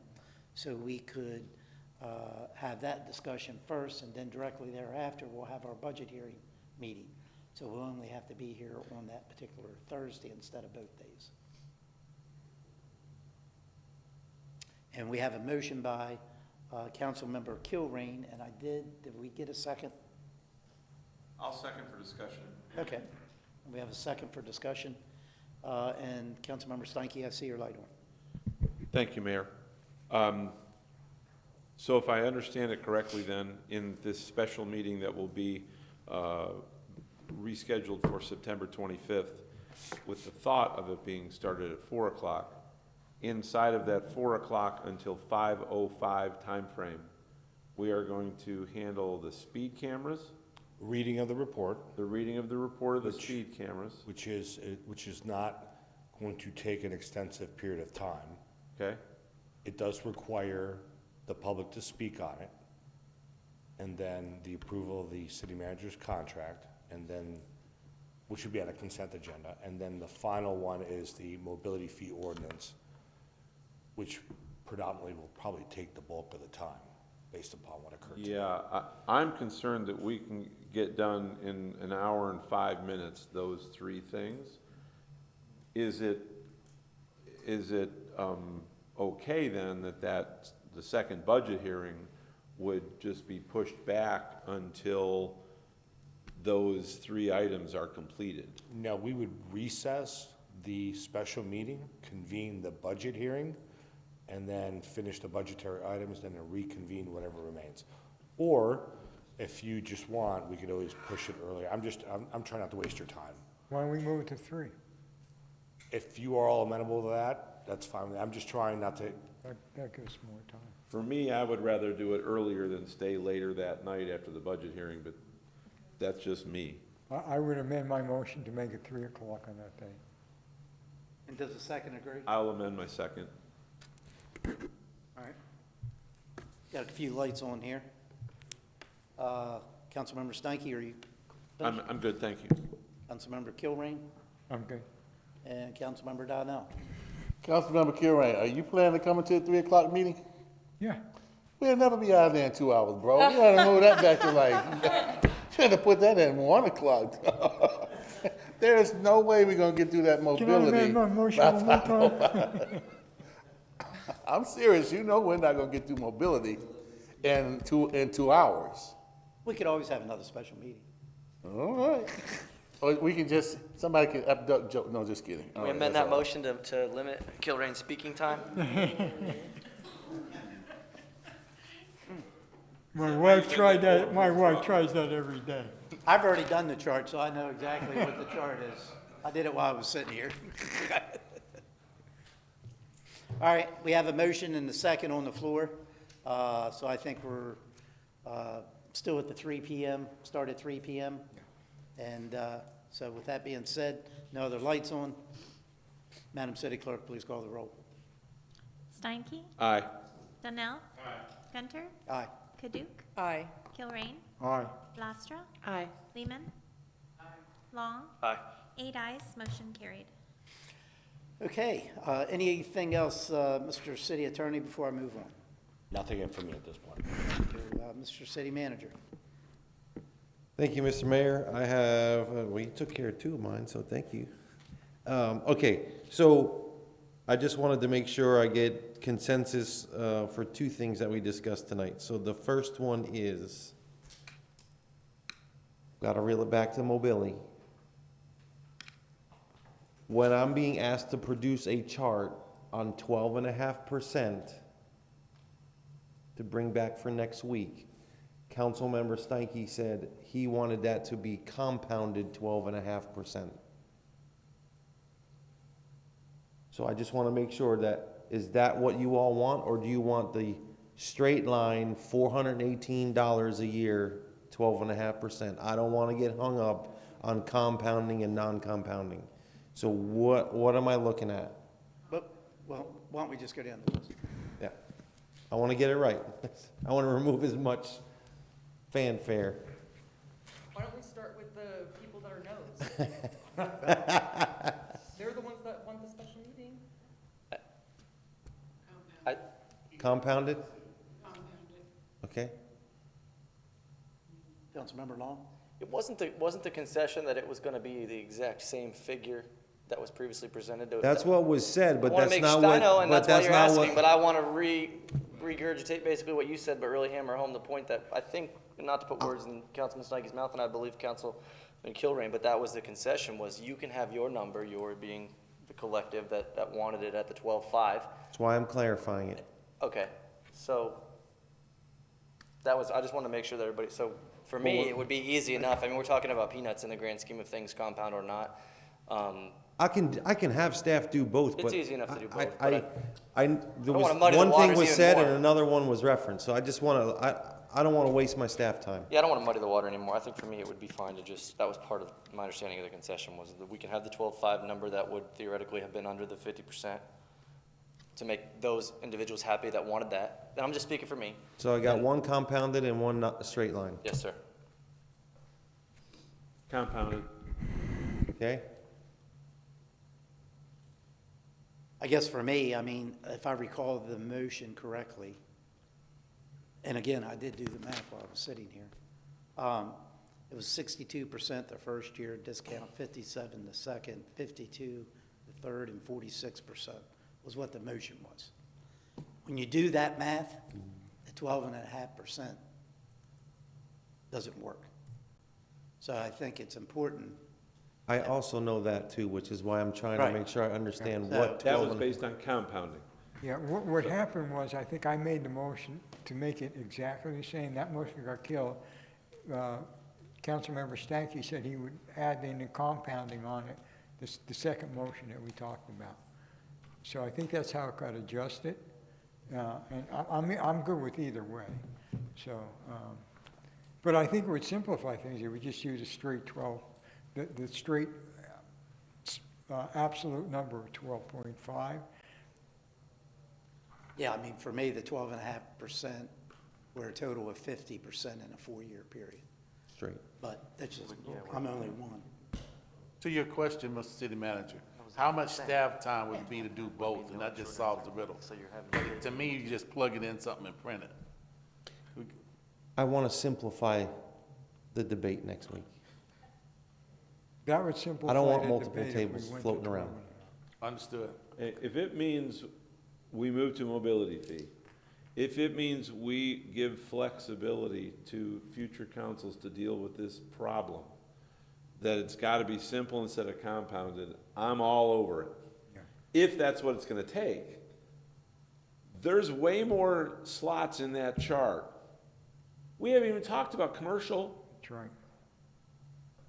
We talked about one line. That's where I thought, Council That's what it was. member Lastra's issue was, is hey, there's way more in here than just this. I need some more clarity on this. That's why I said, yeah, well, yeah, I can understand that. There's a lot of boxes. So that's why I wanted the continuance, so that you'd have time for staff to, let's change all the boxes, however the boxes need to be changed for this to work. And so if that's all it takes for one of the three no's to say yes, so that we can have mobility fees and so we can give that flexibility to future council members, simple 12 and a half is good for me on the single-family residential piece. Now, are you going to do that across the board with that same methodology for all the other boxes that you talked about? I think you do. That's what I thought it was going to require. If that's the case, you already have the charts. Yeah. That's what I said. The chart's already there. Yeah. That was the But it chart. has to be done on a discount basis. Yeah. Yeah, he just has Not to a- add, he just Yeah. has to add something across the top that shows the discount. That was my whole point, to keep it simple, Swells when it's down. to keep it simple, to make it visible. You have the numbers. And I think Councilmember Lehman said that she wanted to see the percentage in addition to that chart. But We I will was take the telling- chart, add the percentage, and it will be straight line. Keep it simple. And don't Straight forget line. about the making it required for the council to then reassess in 5 years. That was or in 4 years. Yeah. Okay. Any Simple objection like to your that? tax. No producing that? Okay. The next one was, we had a discussion about a committed or restricted fund. Do you want do you want me to bring back what that would look like we did with the economic development to a cow, so we can kind of discuss what council's full intent is, or do you want to just give a second and let Councilwoman Kadook work on Well, it? do we have a consent, sorry, do we have a First, I consensus? think we need to pass the Yeah. mobility fee Oh, first before, that's, No, or short-term rental. Short-term rentals. That's been passed, but I heard there was at least 4 people saying they agreed with that. I don't know, do you want me to just bring it to a cow like we did with the economic development and have an idea of, show you what we put into, yes? Only, do we have consensus, a majority consensus though on that? I had 4, but I just heard a bunch of yeses. I mean, I said yes, who said yes? Okay. I say All bring right, it to 5, okay, Okay. just making sure. Committed cow. Bring it to a cow. That works? Then we'll change it when we go to vote. And then lastly, it's like I did a couple weeks ago after the 7.5 inches of rain, I'm calling them high five highlights.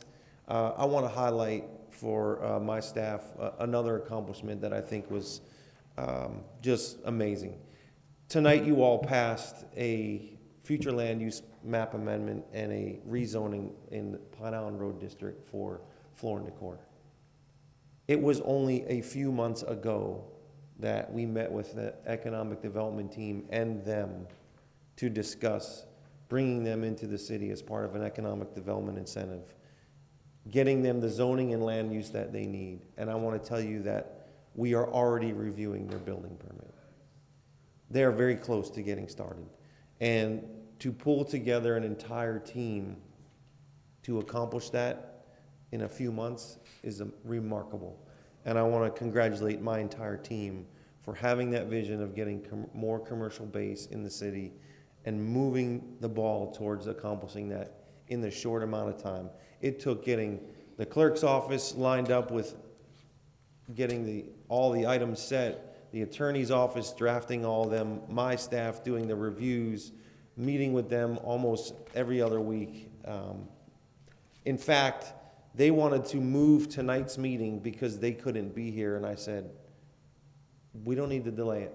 We'll bring it forward as staff, and we'll let you know how it goes. And they were comfortable enough with everything we did in the last couple of months to say, okay. So I want to thank you all for passing that, but I also want to give my staff high five highlights for that great work. Thank you. You should have made that comment before your salary discussion today. All right, anything else? Mr. City Manager, you good?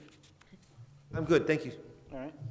All right, time, place, future meeting. We have a special meeting that is scheduled for Thursday, September 25th, 3 p.m. Here in council chambers, and we also have a budget meeting scheduled that same day, the 25th at 5:05 p.m. here in council chambers. Do I have a motion to adjourn? Motion to adjourn. Is there a second? Second. All in favor say aye. Aye. Any opposed? Meeting adjourned.